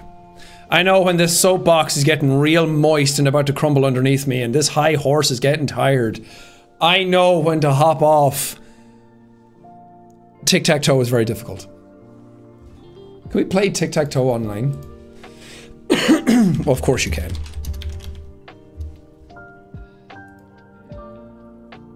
Oh, you can just play it on Google. That's very small, though. How can I make it bigger?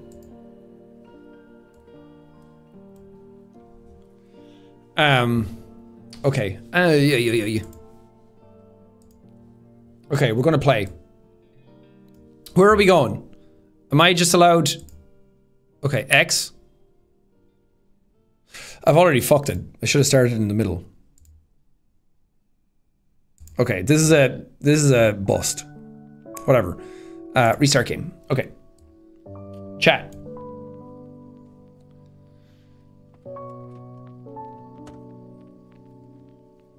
See, now everyone's like, the corner, Sean, the corners. Everyone's like, start middle. Okay. We're in middle. This is just what it was like yesterday. Oh my god. I realized that middle is like where everyone wants to start, and there's no fucking way we're gonna be able to figure this out. Yeah, use the grid. Okay, so this is how the game was working yesterday on stream. It's like A, B, C. The rows. 1, 2, 3, 1, 2, 3, 1, 2, 3. So A1, 2, 3, B1, 2, 3, C1, 2, 3. Use your grid. None of this middle, top, left shit. Give me grids. It's still... Oh, good lord. So A1 or C1 are big contenders. So now people want to go for a corner. So let's go A1. Okay. Where to next? I'll give it a second because you guys are still guessing for the last one like a big bunch of dum-dums. Lag. Let's make a poll. You're gonna have to make a really annoying poll, and you're gonna have to do it every like 2 seconds. B1, C1? Okay, I've seen a lot of C1s. Ah, you win! Oh! Wait, can I just do that every time? No. Oh. Is it that easy? Come on, there's no fucking way. There's no fucking way. There's no fucking way. Oh. So this AI is what you were playing against when you won. The one we had, like, at the start of the game was way fucking harder than this. Like, it wouldn't let you do that, because when I looked up the tactics of how to win, was this kind of stuff. Oh wait, I started wrong. Always start in the middle, chat said. Oh, never mind, you can still win. Yeah, like, I couldn't do that with the bot we had in the... because it made no mistakes. Every single time there was a gap for a win, it always put it in the gap to cut you off. So it was fucking impossible. But I was like, yeah, enough people doing it, surely they'll figure it out. Oh my god, I could have grifted so many kids when I was younger if I knew that that's how you worked. How it worked. Ah.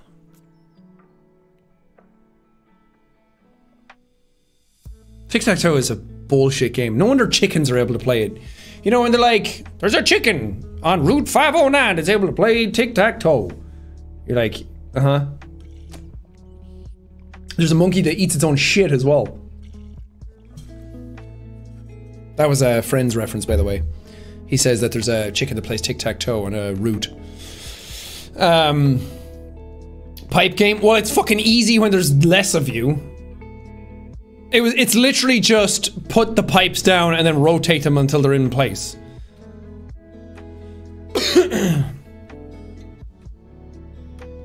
It was very, very easy. It was hard with a lot of people. And there was some games like even with the hard bot tic-tac-toe probably would have still been too hard because there was too many people. But I think the puzzle for the lock, you guys had the code, so you would have done it if there was more coordination.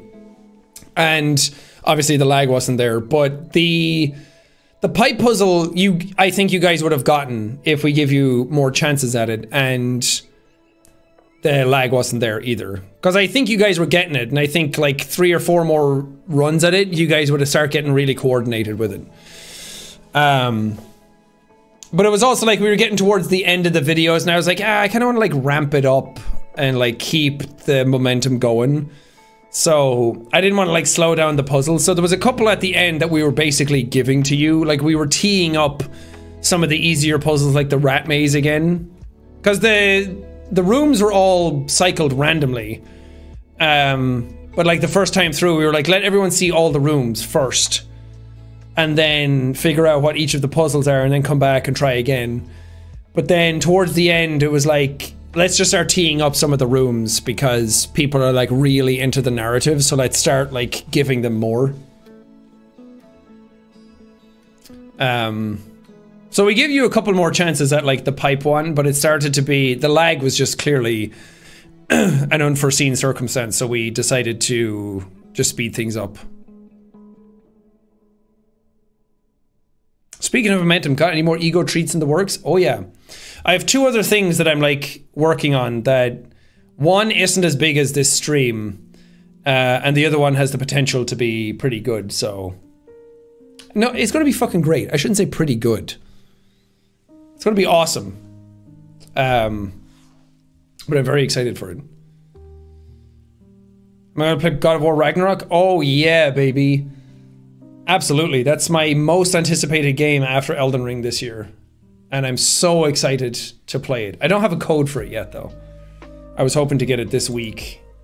Because it would be nice to be able to get the entire game done before it comes out on the 9th. So then I could just go and not get like spoiled and have people ruin it in chat and or in comments. So we'll see. I'm very excited for it though.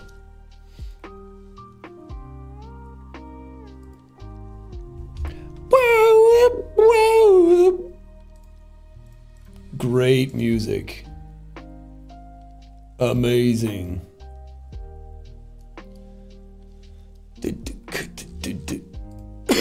And we also have Thankmas coming up.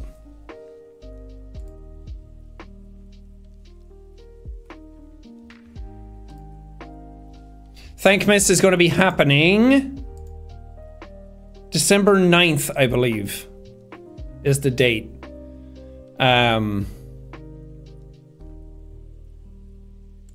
But I gotta get like announcements and that out soon about it because I'm so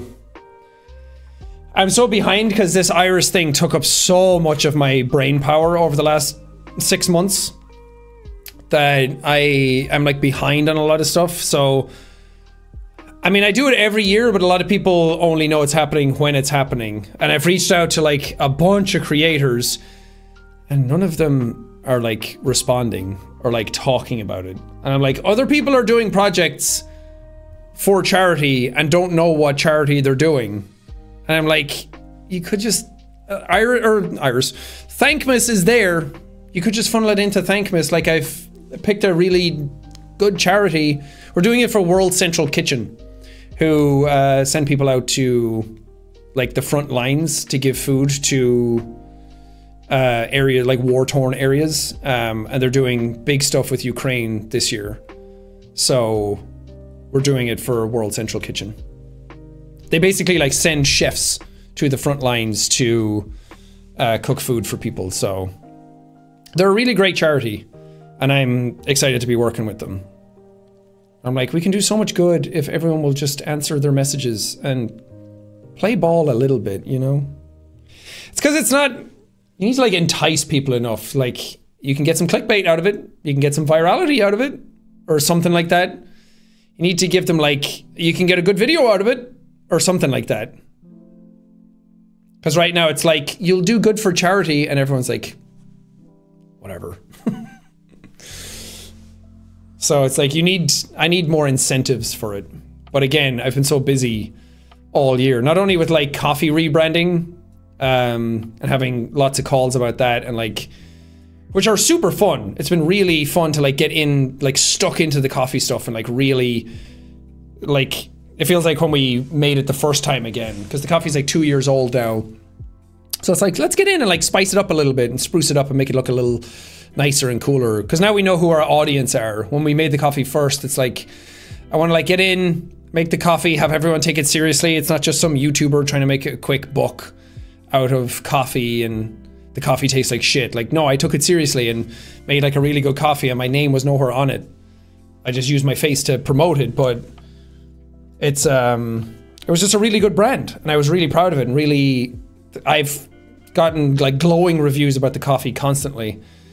So I'm like, yeah, it's a good product. The beans are good. It's good quality coffee that's worth like paying for. My mom is very skeptical about the coffee. Now it's her favorite. You will not believe the amount of people who have told us that their moms love the coffee. Like, not even as a joke. There are an inordinate amount of people, like way above average, that are saying moms love the coffee. We gotta go big on Mother's Day next year. We gotta cater to all the MILFs. So I'm glad people's moms like the coffee. It's like, there's some dads that like it, but everyone's moms seem to love it. But yeah, it's been fun to like get into the coffee stuff again and be like, okay, now we know our audience, let's like shift sort of like the packaging a little bit. It's been very fun. But again, taking up a considerable amount of my time.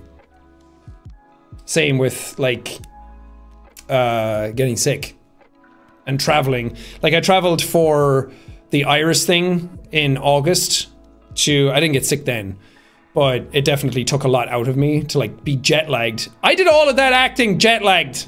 That's why I look so tired. But doing that and then coming home, and then what did we have after that? We had something in September. Oh, we had like friends coming over.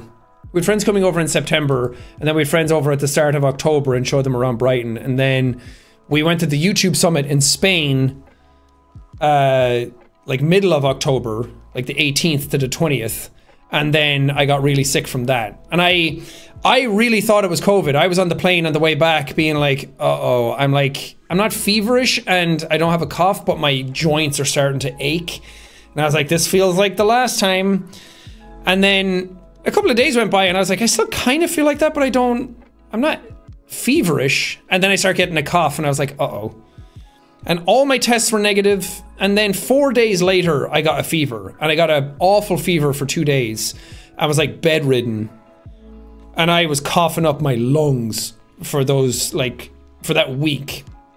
And I still have a bit of the cough, but I'm on like a steroid inhaler and like antibiotics and everything, because I have a terrible immune system. And the asthma doesn't help, but I got really sick from that. And I even got the thing on my phone being like, notification, you came in close contact with somebody who had COVID. And I was like, oh, fuck. So it is. And I took like 9 tests constantly, and they were all negative. So I think, and we looked it up, and it's like COVID is like fever immediately.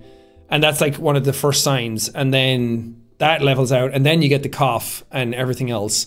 And then we looked up, okay, what's a flu? And a flu is like cough first day, aches, and then fever 4 days later. And I was like, that is exactly what I got. So it was either a respiratory virus or a flu or both. And all the tests were negative. And I was like, man, I have only ever had like one flu in my life ever. And it was when I was like 10 years old. And it was when I like hallucinated that Robert Downey Jr. was in my house. And I remember having a really bad fever. And I've never been that sick since. So that's the sickest now that I've been. It was so much worse than COVID. Like COVID was like, oh, this sucks for like the first 2 days, but I wasn't that bad. And I had like a bit of a cough and it lasted a while. But the flu, that cough was fucking terrible. I was on like non-stop paracetamol or acetaminophen, as you Americans would call it. I don't know why it's different over here. But I was like taking that as much as I was allowed to by like the recommended dosage on the box. And that was a godsend. Yeah. Brand name Tylenol. But we've like soluble, we have Panadol here, which is paracetamol, which is acetaminophen, which is Tylenol. So they're all the same thing. They're just a painkiller that are good for reducing fevers. But I have like soluble ones because my stomach gets fucked if I take pills. It's almost like if I take a pill, my stomach like explodes. You prefer ibuprofen? People with asthma aren't allowed to take ibuprofen. So I couldn't take that either. You can, but it's ill-advised. Because I took it before when I was younger. And I took it as an adult for like a migraine. And then I went to the doctor and he was like, you're not supposed to take that. Let me Google it, because I think ibuprofen and asthma, NHS. You're not allowed to take it if you have increased risk of bleeding, Crohn's disease, ulcerative colitis. To make sure ibuprofen applied to the skin is safe for you, tell your doctor or pharmacist if you have kidney problems, asthma, hay fever, allergies, stomach ulcers. So it's like you can take it, it's not going to kill you like immediately. I shouldn't be saying this. But it's because ibuprofen affects your blood. Obviously, you just shouldn't be taking anything that can fuck up your asthma. It's the same with there's like beta blockers you can take, like Evelyn's on propranolol to like as like a beta blocker to block adrenaline for like anxiety and tension. And I talked to my doctor about it. He's like, you can't take that because the adrenaline response is really important for asthma and it can give you like asthma attacks.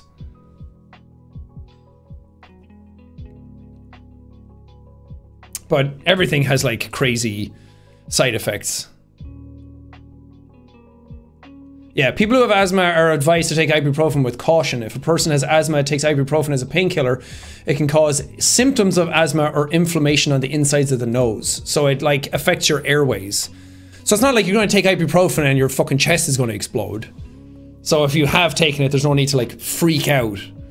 It's just more about like, especially if your asthma is flaring up, you really shouldn't take it. And especially if you have a respiratory virus and you have asthma, ibuprofen is not advised because it will just make things worse. Because it can change the way your airways work.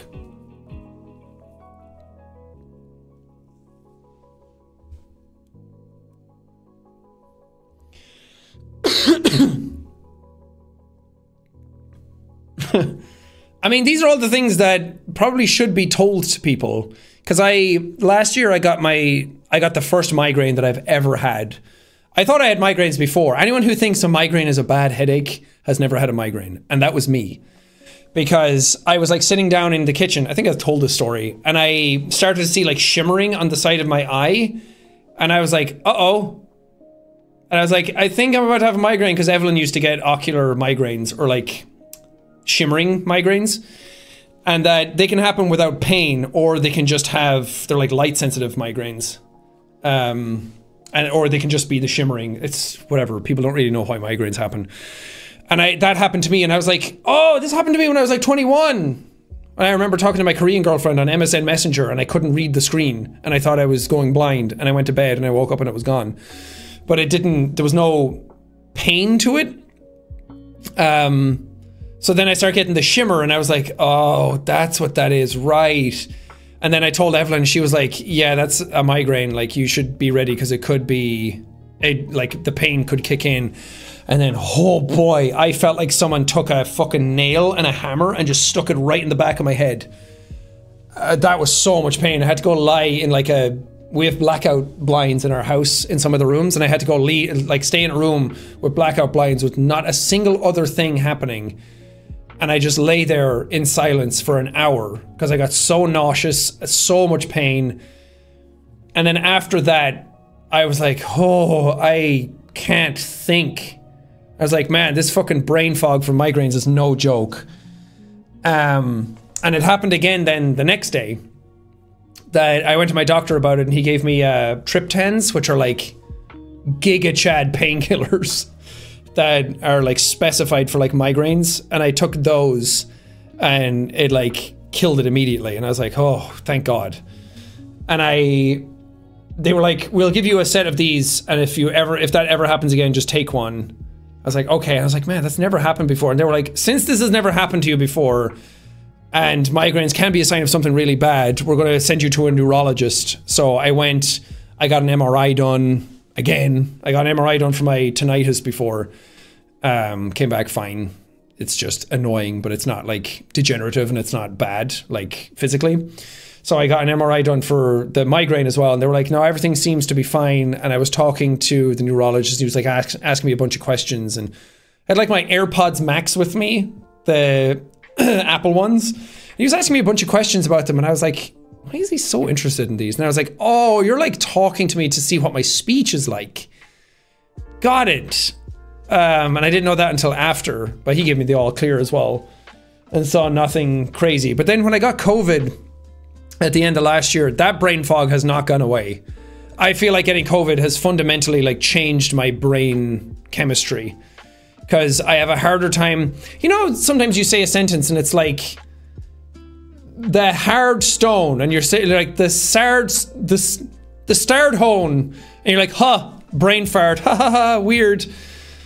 I would get that like once every 4 months maybe, or it wouldn't be that big a deal. Since I had COVID, I get that like 10 times a week now. So I fuck up my sentences way more, and it takes a really hard amount of time to like think about my sentences now.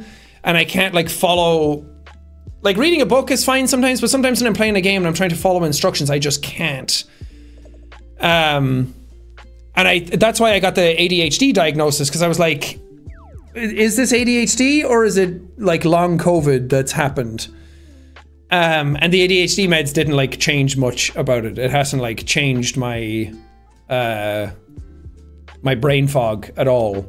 It kind of helped a little bit, but it didn't help as much as I was hoping it to. So I think it just fucked up my head. But it's hard to like say that, because then people are like, yeah, sure.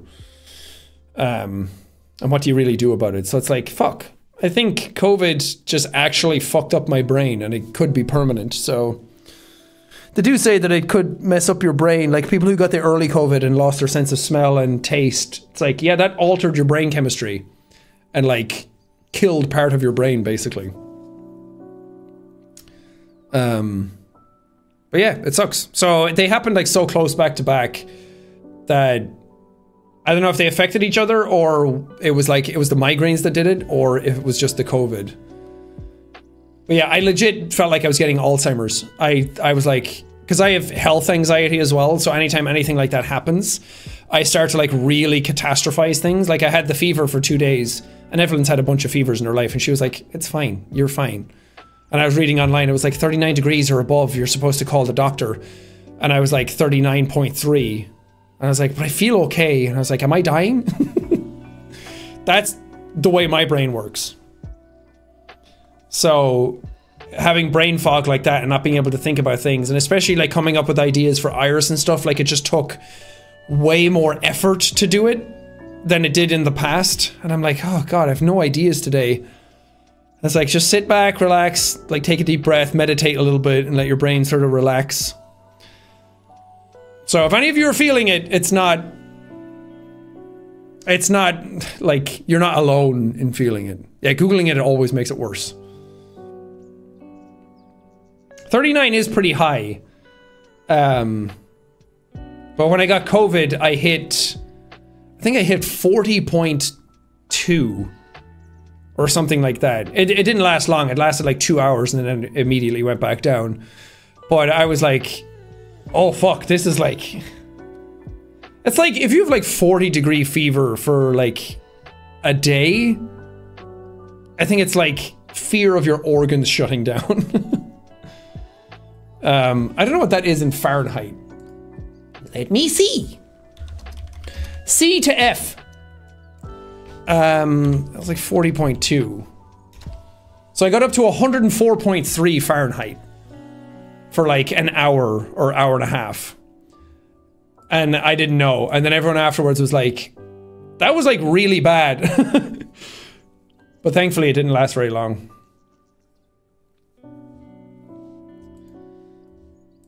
Again, my immune system's just shit. I think because I have like digestive issues, so my immune system just doesn't work well. Jesus Christ. Quackity, real Quackity? Real one? Thank you for the 25 gifted. Appreciate that. Is it because I was telling a sob story? Should I tell more of those? Should I talk more about how I'm immunocompromised and I have asthma? And I get sick all the time? But thank you, that's very sweet. Quackity, if we ever meet in real life, I'm gonna rip the hat off your head, just so you know. I'm not, but I just want to put the fear of God in you for a second. They were pity subs. Nice. Love that. I love a good pity sub. So half the channels on Twitch revolve around. It's really a business. It's a good business model to have.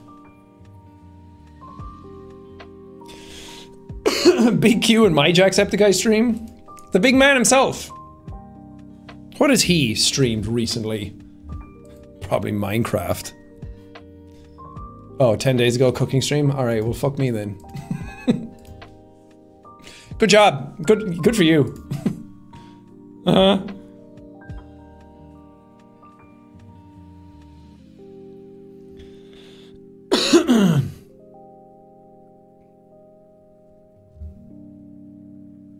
How's your drumming going? I haven't played drums in like 8 months.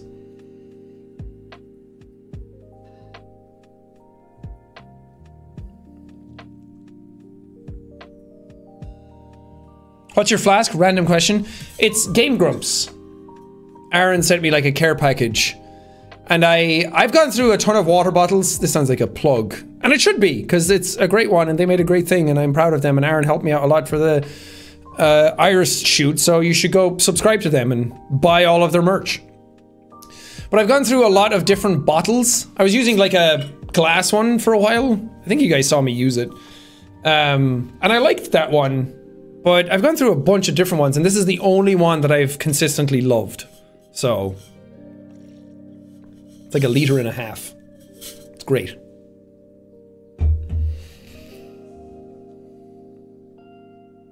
I did episodes with Game Grumps, by the way. We played Mortuary Assistant together when I was in LA, and the episodes are only coming out now because it's Halloween. But hey, Trey, thank you for the subs. Trey, we were talking highly of you earlier. But I did 2 episodes of Mortuary Assistant with Aaron and Danny that are up now. But I also did some more episodes on other things. So, I don't know, I don't think they've gone up yet. Hey, I'm Grump! No, they haven't. So, those will go up eventually. But it was very fun. I love recording with them. Actually, hey, Kid Fox, thank you for the subs. I really love recording with other people. I get so my humor is so different. I'm so much faster. Clearly, my fucking brain is falling apart on my own. When I'm on my own, I'm like, was that funny? Haha, me. When I'm at other people, I get immediate feedback, and I'm like, oh, I know how to make you laugh now. I'm gonna try harder.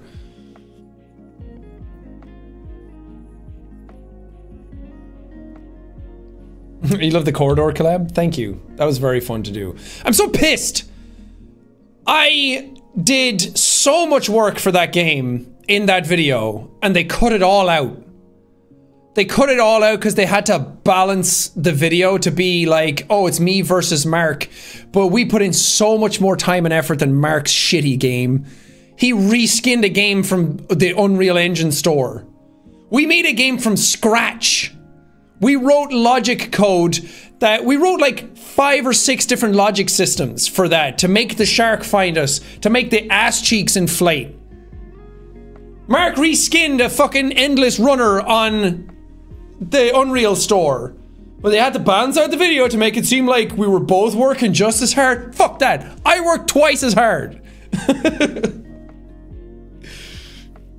I really don't care. It was a very fun video and actually ended up better for it, but I wanted more of our game to like be shown. But Mark's looked better. That's what happens when you plagiarize and you just slap different skins on a different game. The game was done. All he did was make it look pretty. It was easy. Yeah, but good job. Think smarter, not harder. There is something to be said for that as well, yeah.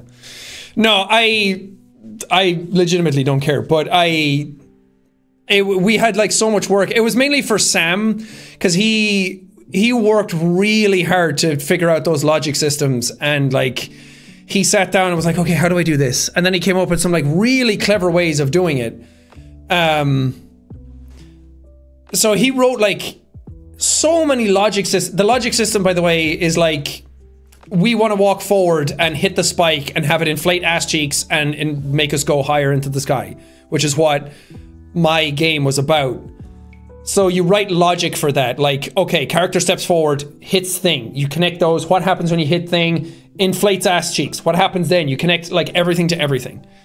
Yeah, it's the cause and effect of the game. Whose game was better? If you don't fucking vote me, I'm ending stream immediately. But Sam worked really, really hard to make the game, like, do all that stuff, because I threw a lot of crazy shit at him. Because when we sat down, we were talking about it a lot, and Mark was like hyping up Unreal Engine because he's wanted to do it for a really long time. And I was like, oh god, he's going to like come up with something like really intense, and like he's probably been practicing it in the background and like seeing the other guys make stuff, and I was like, oh god, I'm in way over my head. So when we sat down, I was like, okay, try hard mode. I was like, what does Mark love? He loves fat asses. Great, got it, do that. And I was like, what does he hate though? I was like, he hates the ocean. So let's make a game about the ocean. And his way of playing it is that his incentive is to save the fat ass. But he's scared of the ocean, so there's a shark chasing him at all times. So I was like making it up as I went along. And I'm really proud that it turned into like a fully fledged like actual game. Like, we're like, okay, guide him this way through the maze of the terrain. We like painted out a place for him to like actually walk to it, and he found it first try, and I was like, okay, actual game design. He found it first try, great, it's intuitive. But it just, Sam worked so hard and wrote so many systems for it, and then they like showed it all off on camera, but then for the video it's just, I guess it's not as like you need to keep the pace of the video going, and you need to keep things interesting and keep it be like head to head, back to back. So the video ended up better not showing all of that stuff, so I completely understand, but it was just, Sam worked so hard in that game, and it was just, I wanted everyone to like see what he did. Because I threw a lot of very complicated problems at him. Because I was just like, I was fucking trolling. I was like, what if we make fat ass cheeks? And he was like, you technically can. And I was like, don't tell me that, I'm gonna do it. And I was like, what if we made a shark to chase him? And he was like, oh god, how do I do this?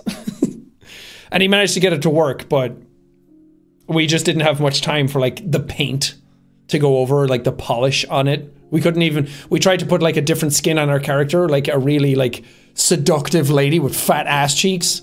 I was like, Mark is gonna love it. It's like Lady D. And then we put the skin on and it broke the game and I was like, okay, fuck it. Just make it blank. But it was a very fun experience. I'm very glad I got to do it. And people who watched the video seem to really enjoy it, so that's the main thing.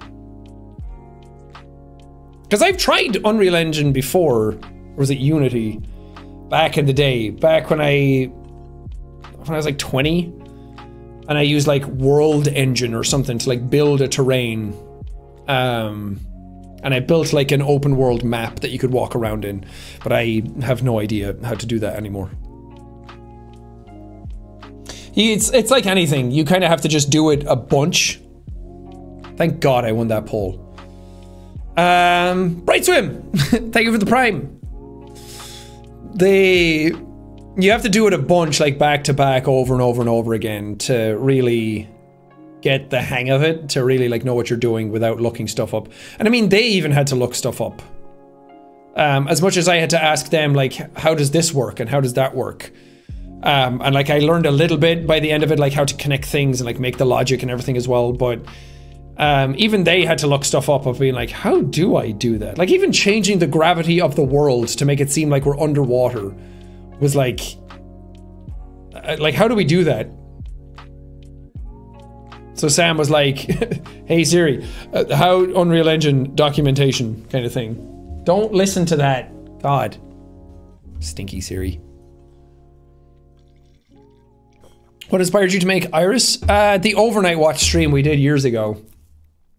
If you search Jacksepticeye overnight watch, there's like highlight videos that people have done where we did a charity stream, and instead of just ending the stream and going to bed and then coming back the next day, we did something that kind of kept the stream going in between, which is people at the maker office, who is now dead and buried.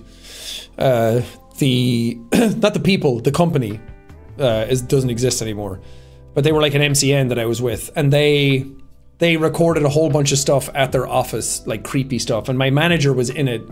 My manager Nicole, who is incredible, but she was the one who had her hair over her face like the Ring girl, so she had fun with that, and they just recorded a whole bunch of stuff, and like random shit would happen every now and then, but it was all like pre-done. But people at the time thought that they were able to interact with the stream. Like if they got more viewers on, they wrote /zoom, it would zoom in on one of the cameras. So there was a lot of stuff like that in it that we were like, okay, well let's just do that, but actually have it be interactive now. You could so easily be an actor with how good you are at it. No, that's very sweet of you, and everyone's been very, very kind about their compliments about it, but I still have an extraordinary amount to learn. But I think that was a great experience and really showed me like how far you can push things and how far I should push myself if I ever do it again, which I will. I mean, I am Chase.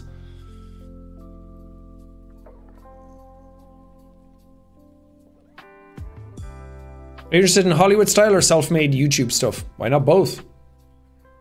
I would love to make something for like a Netflix or a Hulu or Amazon Prime or anything in Hollywood. TV show, movie, give it to me. I don't even have to be in it. As long as I can like help make things, I'm happy to do it. It's so fun. And anybody who's watched me for any length of time knows that I love movies and I love sound design and I love cinematography, and I talk about it all the time. Waiting for Ryan Reynolds to react to Iris. Maybe I should text it to him. Hey Ryan, did you see my Iris video? It was pretty cool, huh?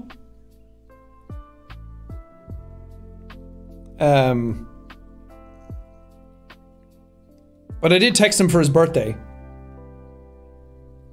And he said thank you. Isn't that cool? How wild is that? I was on my flight home from LA as well after filming everything, and they had aviation gin on it, and I was like, And I ordered one, and I put it on the thing, and I took a picture of it and sent it to him. Still a fangirl, yeah.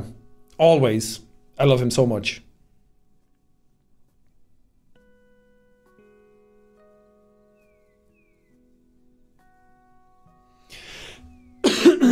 But yeah, if you guys have any other questions about the project that I didn't answer, then let me ask. Can we have a hint to what ego is next? No. Or what Alter 5914 is. Alter 5914 I give a hint about on the Iris Twitter today. Like a redacted kind of document. Oh, you guys have no idea how much I love a good redacted document. I've written like 40 of them. I love a good redacted document. Oh, they're so cool. When you like have the document and you write it and it's like some of the information is scrubbed out and it's like, oh, what does it mean? It never gets old to me. A redacted, a fucking confidential document. Oh. Hell yeah. I love them so much.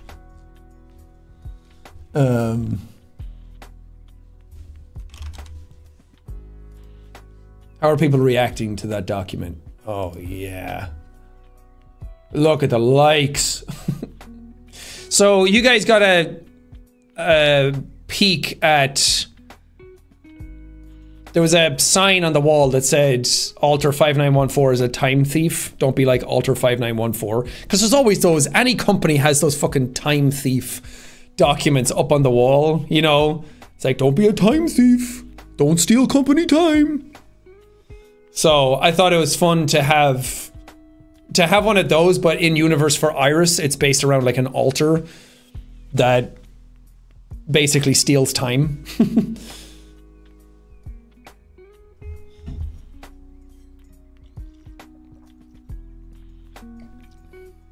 But I like everyone's theories on it. I like everyone's theories on everything. It's my favorite part of about doing any of this stuff. Like, I heavily look up what people are saying about these types of things because I'm like, where are people's minds going? Like, some people come up with stuff that I never would have thought of, but I'm like, that's a decent theory. It's not right, but it's fun. So it's like seeing people make up their own theories about it and where it's going. It's like, I'll never please everybody, regardless of how I tell the story, because everyone just has their own theories. But it's like, hopefully the stuff that I've come up with, I never take like what people have written and then turn it into the story. I guess the egos themselves are kind of like that, because a lot of people came up with that stuff. But I'm trying not to like... I'm trying to like still have my own story at the same time, and hope that people really like it.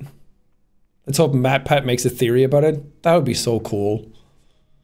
He doesn't have to, but that would be fucking cool. I'd be curious to see what he thinks about it all. But yeah, the theories are my favorite part about all of this. That's why everything's so vague all the time. It's so much more fun to see you all go away after a stream or a video and like write all of your theories and all of your thoughts and all of your combinations of different ways it could all work together and how it doesn't work together. It's just so cool. And all the fan art that comes out of it is so amazing. People are so quick and they're so talented, and the fact that something I made can inspire people to make something so cool. It's amazing. I love it. It's like me inspiring that stuff, then inspiring me, inspiring that stuff.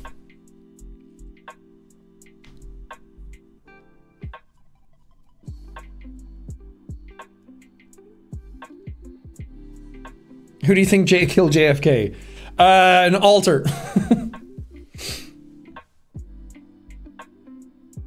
I guess this is dumb, but what's Iris exactly? It's not dumb. You just are. I'm joking. I always thought about that when my teacher said shit, where it's like, there are no stupid questions, just stupid people. I kind of wanted them to say that to me someday. No, it's not dumb because it's like new stuff, but IRIS stands for Inspiring Research of Impossible Science. So they're a company at the sort of center of this whole ego universe. And that's about it. You can kind of like glean a lot of the rest of it from what you've seen. You've seen kind of like the inside of the building now a little bit. You've seen some people that work there.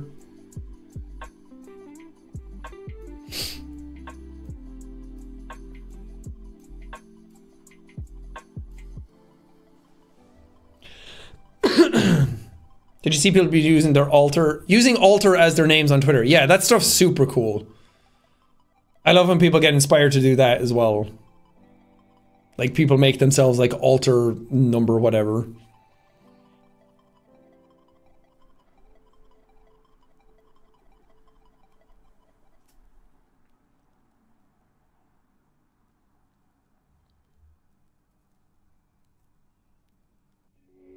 Yeah, I have some cool like behind the scenes pictures as well of some of the people who were involved in it. Yeah. Especially the stunt people, because it was so convincing that they were dead on the ground that I kind of want to show you. Oh, actually, maybe it's on my phone. I'm just going to show my phone to camera, and that's about as good as it's going to get. I got it way back now. All the way back in August.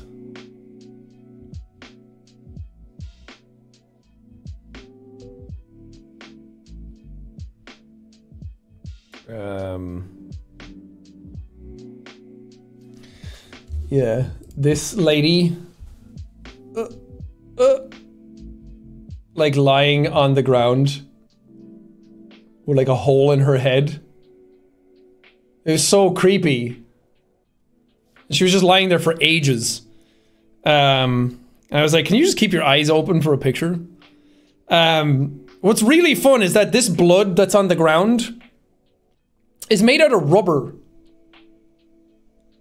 So it's just like a rubber flap that you can like bend and fly around. And if you just put it on the ground and like polish it off, it looks exactly like a puddle of blood. Because they came in with it on set and they were like, we could use this for your blood. And I was like, what the fuck is that? And I was like, that's so not going to look good. And I was like really worried about it. And then I saw it on set and I was like, oh, wow, cool. That's blood. Blood. Yeah, I have a cool picture of me next to the other guy. He was dead too, a little dead man.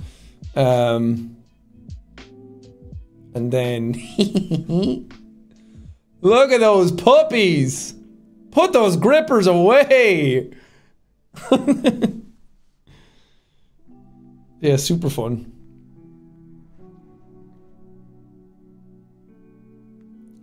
I also have a video of Chase hitting the floss down the hallway. Scariest thing that has ever happened that day.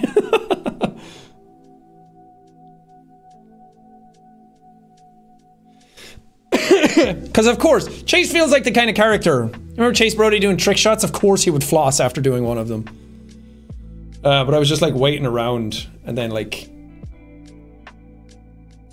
Ethan getting the shot of this is like the worst way of showing this. I'm sorry. I don't have it on my computer. It's just Ethan shooting the scene of Chase being scared of Auntie. It was very cool.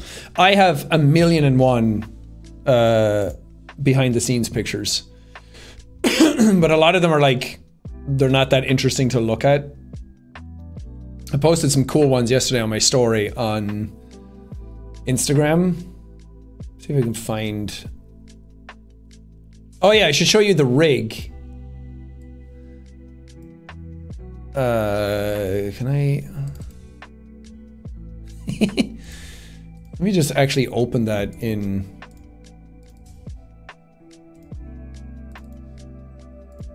in OBS. Oh lord, that's a big picture. What up, Chase? Here we go. Maximum quality. There he is. This is so stupid. That's the rig I had for the floating. So I was sitting on 2x4s here, and then the camera before the feet come into frame is down here. So Ethan was like grabbing the camera here. That's why we had to wipe frame, because we had to get this thing in frame. So we couldn't do the camera coming down and around and then cut to this, because we needed to bring this rig in. I initially wanted to do like an actual wire rig and have me floating like on wires and then actually like float down into frame like that. But the set we were on, there's nothing above this to connect wires to, and there's nothing strong enough to like hold a person's body weight. Fucking call me fat, thanks, set design. So we just decided to improv this. But behind this, 2 guys had to hold this while I was on it, because otherwise the whole rig like fell forward. Again, call me fat. So when I got off, then they had to lift sandbags off it to like balance everything out. So it was like a whole act of coordinating it. And then that shot that you guys saw was the very last one we did. We tried like, I think we did like 20 takes to get it right. And then we were like, okay, we only have 1 shot with actual blood on my feet. Because otherwise we have to clean it off and then we have to reapply it to my feet, and we're running out of time and lunch was kicking in and everything. So we had to like figure it out on the spot, and it worked out pretty well. Here's another one. Is this gonna be massive as well? No. Zen Brody! He's just chilling. He's getting ready for his moment. This was just practice, so I didn't have, we didn't have the rig, like, going at that point. Obviously, because I'm not dressed up as an auntie. Oh, this one's so cool.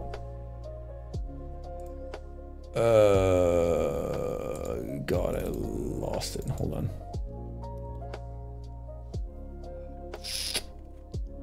There's so many. There's like 1,400 pictures.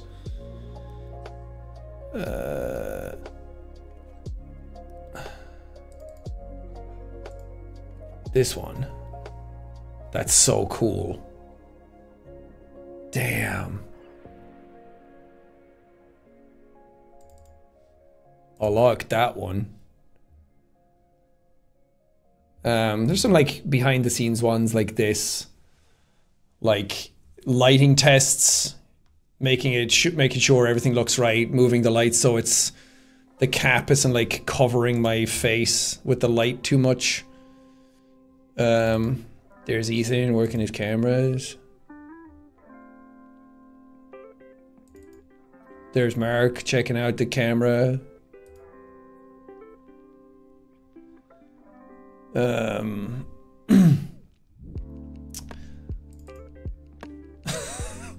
There's me and Ethan talking about shots. You know, just Hollywood. Just Hollywood things. It's hard to see. These previews are so small. Here's some like miserable chase shots. He looks so fucking tired.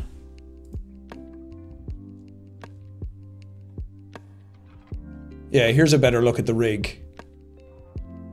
So I had to like lower my feet like that and then hop off.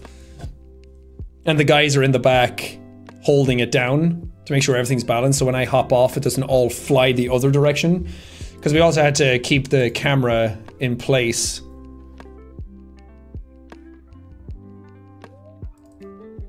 This is us testing out some shots. So it was like trying to see what certain things would look like. So instead of like getting the camera out, moving it, and because we needed it for other shots, it was like, let's just use our phone and like move it around, and like that was us testing out the shot wrapping around to get to Auntie's perspective in between takes. We were like, I think that works if you like hand it off. So we like just recorded on the phone to see like, does that look good? Use whatever you can get. Everything works. There he is! Just hanging out in the hallway. It's so weird to see it without like the character stuff. Why are your feet so veiny? Why are you so judgmental? I was traumatized. I was stuck there for a long time. 7 days, and then big demon man showed up and tried to kill me. Yeah, there I am. That's me doing the actual takes. So, you had me up top, like lowering my feet down. Then you had Mark handing the camera to Ethan on the other side. He's just out of frame. And then Ethan would like walk through that door on the left, on my left shoulder, to like wrap around. And then we had like a couple of cuts to hide the wraparounds, because it's hard to like, unless you have a gimbal and an easy rig for it, which we didn't have, it's hard to do. But like, here's some of the shots, what they look like before any of the editing. So the set itself was really cool. We had like a shit ton of fog in it that you could fucking barely see anything. We did like 5 takes of the camera coming around the corner where I had my mask on. When Ethan like rounded the corner with the camera, and you see Chase down at the very end with Auntie's legs like going. Another thing you'll notice that Auntie's legs go either side of Chase, so he's like between him. So it's like Auntie's like all around him. Symbolism. But we did like a bunch of takes, and because it was so foggy and the camera was like the other end of the hallway, no one knew that I had the mask on. No one knew I had the mask until I was born with it. So, like, halfway through it, I was suddenly like, oh wait, shit, and I took it off and threw it to the side, so... None of those takes made it in, obviously. There's some cool shit. It's fun.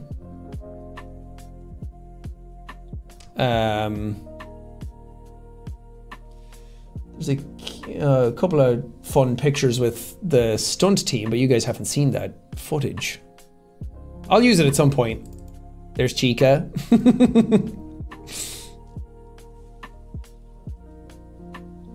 They were the best actors of the entire day. There's Aaron.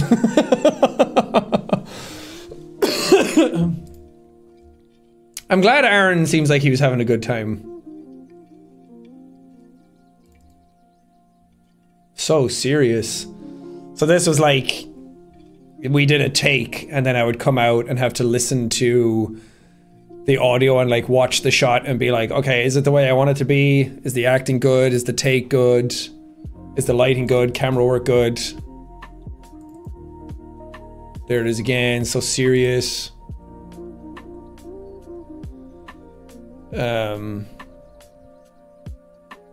This is what like we were looking at on playback. So if you wanted to look back at it, it kind of looked like this. I mean, it's just standard camera shit.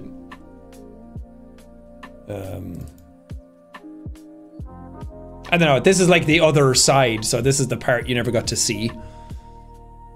Did Ethan do most of the camera work then? Ethan did all of the camera work.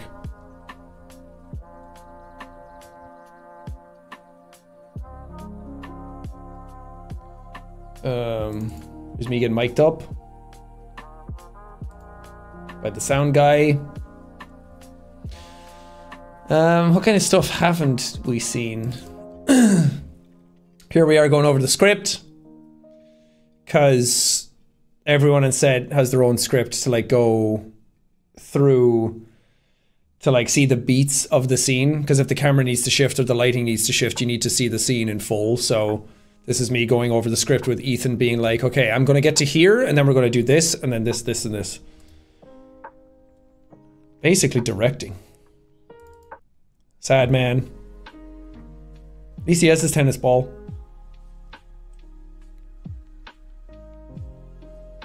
Yeah, these are great pictures. Jocelyn did such a good job with them. I like this one. What's he thinking about, you know?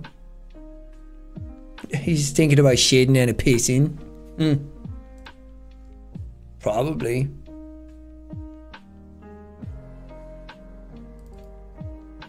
Oh, for free? You bet your ass it's for free. Why would I ever charge people for feed pics? There you go. Chunk Brogy's feet. Oh yeah, baby. Here's me getting makeup. Learning my lines. So paranoid that I wouldn't know my lines, and then I got on set and I was like, oh, I knew all of them. That was easy. There wasn't that many of them. Here's Ethan being Ethan with his fat ass.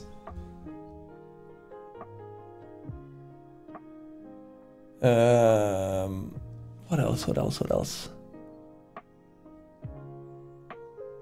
There's a, let's see if I can find it. There's a, I don't know why I always do the same pose when there's a fucking camera on me, but I always show my ass to the camera. I don't know if I'll be able to find it. Oh, yep.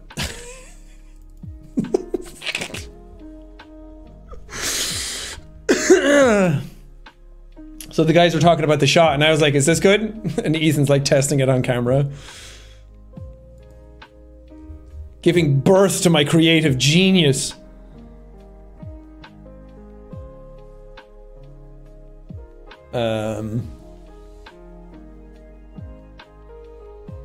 Yeah, that kind of stuff is so cool.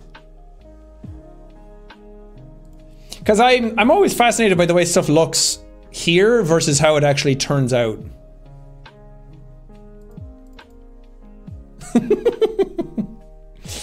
Yeah, he's real scary now, huh? Real intimidating when you take the veneer off. That's his come at me, bro. I think there's another one like that.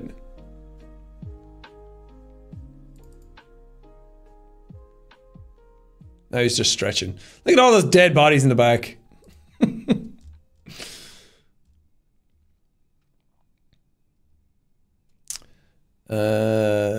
There's a lot of stuff from like just pictures of the posters on the wall in case we needed high versions of them, high quality versions of them.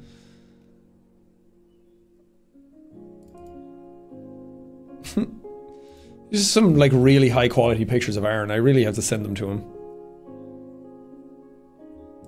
Here he is, looking over his script. Oh yeah, I don't know if these were in the other pictures, but like the lighting arrangement.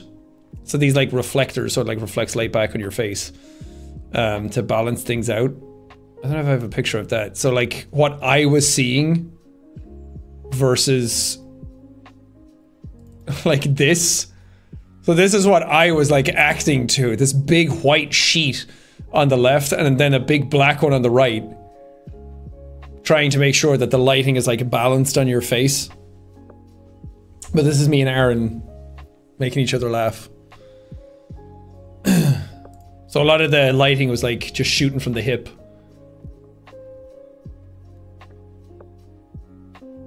Our beautiful cafeteria that someone completely remade in Unreal Engine that looked so fucking good. I was so impressed that it was like 1-to-1. Yeah, that's where the scientists go.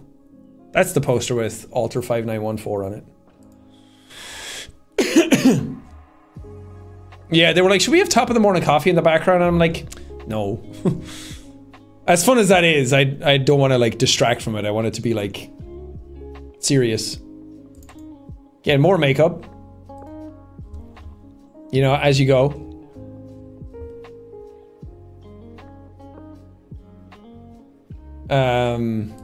This is like that hallway that Chase gets dragged down and is like screaming. That's what it looks like without any of the filters. So we actually had like the red lights coming through and everything.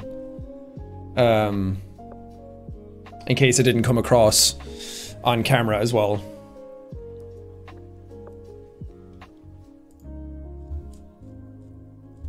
Which is, that's the other thing I forgot to mention, that, so this is like a direct reference to the Dark Silence video. Where you see Chase walks down the hall and then Auntie's in the red room and like turns and looks at him. So this is the reverse of that. So So now Chase is at the end of the hallway and Auntie walks down it and finds him. And that's why Chase says that he's been here before. So how many people figured that out already?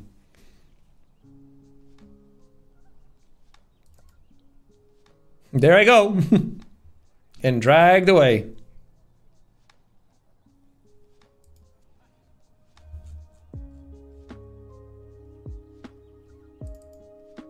There I am hitting the orange justice. I just love, why is it so dumb to do like Fortnite dances when you're not supposed to be? Yeah, this shot is cool. In prison for his moves being too cool.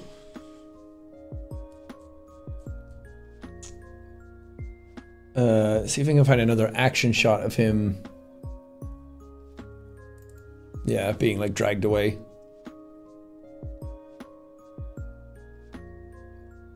Very fun.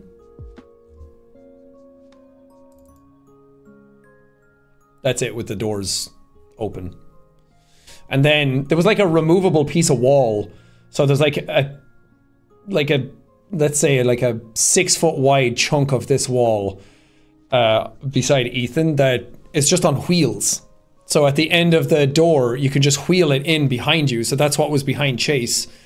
And it just makes it look like you go down and like turn the hall. So it's all like tricks to just make the space appear bigger.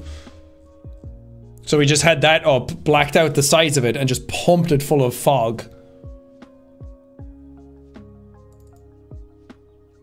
That's a good shot. The sort of like desperation, the struggle, and then Aaron's not even looking at him.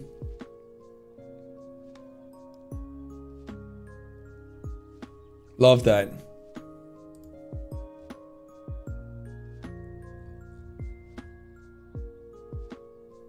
I think that's pretty much it. I mean, there's a lot of pictures, but most of them are just like burst shots of the same scenes. Here's Ethan on scene.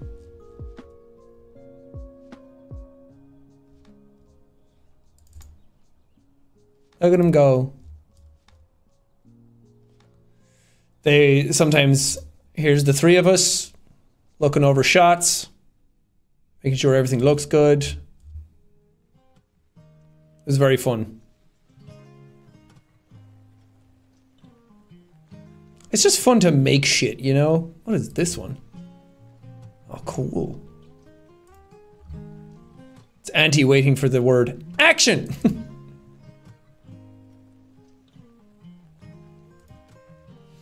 It's weird, it was so short-lived, like 3 days is not that long. From like, we were up at like 5 AM each day heading to the set. What's this one? Cool.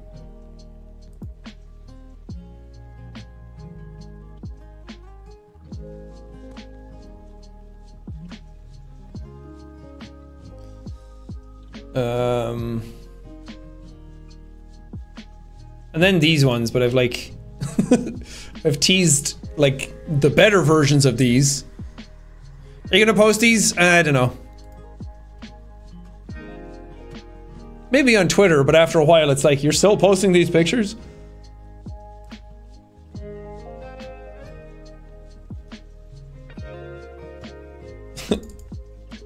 There's Ethan and Henry.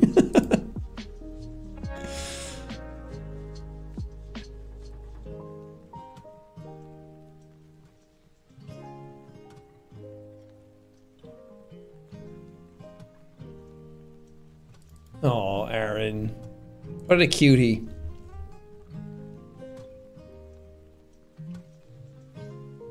Yeah, this is like a reverse of that lighting setup.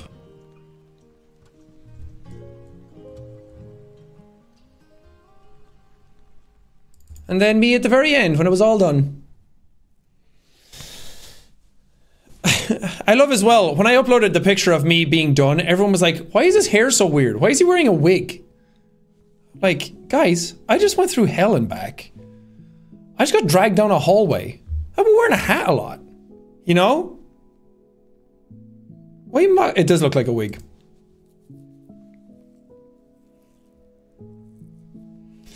So, whenever you see shit like this, even though it's like I said, like 22 minutes of content, but so much time and effort goes into even making that happen, so it makes you appreciate how hard it is to make a movie. Is the man bun gonna make a return? I'm going full, man. You won't need a man bun when it's all long. It just takes so long to grow hair, you know? I don't know, I've never grown my hair out before. And it was starting to get really long, and I was like, what if I just let it go? Let's see what happens. I'll pull the Aaron Yeager. You know, where you tie it all back. We still have the front bits down. Aaron Yeager.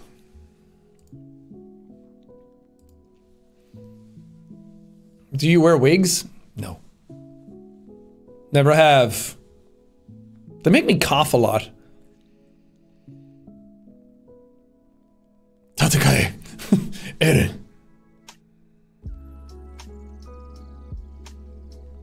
Ryoiki Tenkai. You ever seen those TikToks going around where somebody's like, I got all of my friends to say. It's like I got all my friends to say shit from like anime. I was like, Urusendayo. Or from Jujutsu Kaisen, Ryoiki Tenkai. Like the domain expansion.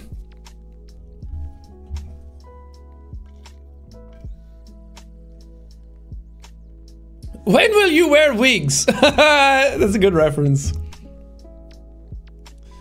Will Mark make an appearance? No. Mark has his own universe going on. I have my own universe going on. He wore a broccoli wig once. That's true.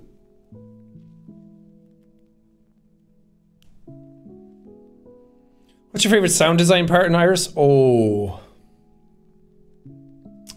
I think maybe the echo voice. Because Trey worked really hard to get it to sound cool. And it paid off massively, because I'll see if I can find the original sound. No, that's not it. I have it somewhere. Maybe not. Did I delete it?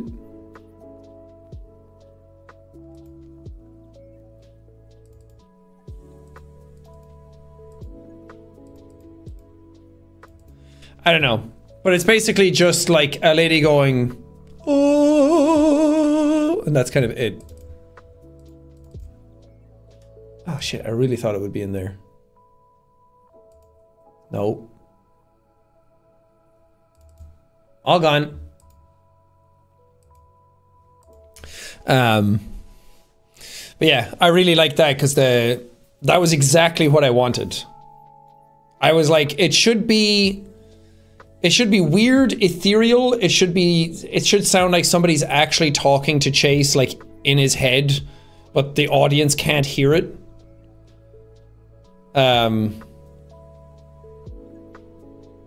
Going back and watch the old ego vids hits different now. Yeah, it's crazy how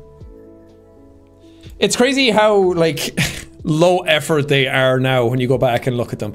Like everyone freaked out at PAX when I did that like anti video to set up my panel, and then now looking back at it, I'm like, it's not a whole lot to it. I've like risen my own bar way higher now, so this is what I have to like live up to.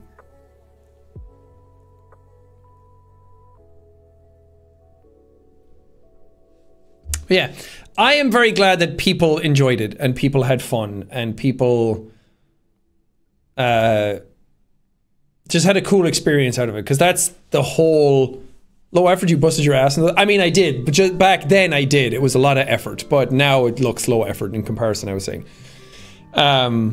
The whole point of this was that the community would like come together and have something fun to do. And I'm glad that that paid off. And I'm glad that people really enjoyed it. So it's a success in my book. The fact that the game didn't break when we were live is also a massive success, because I was really worried with so many people interacting with it, it was just would not work.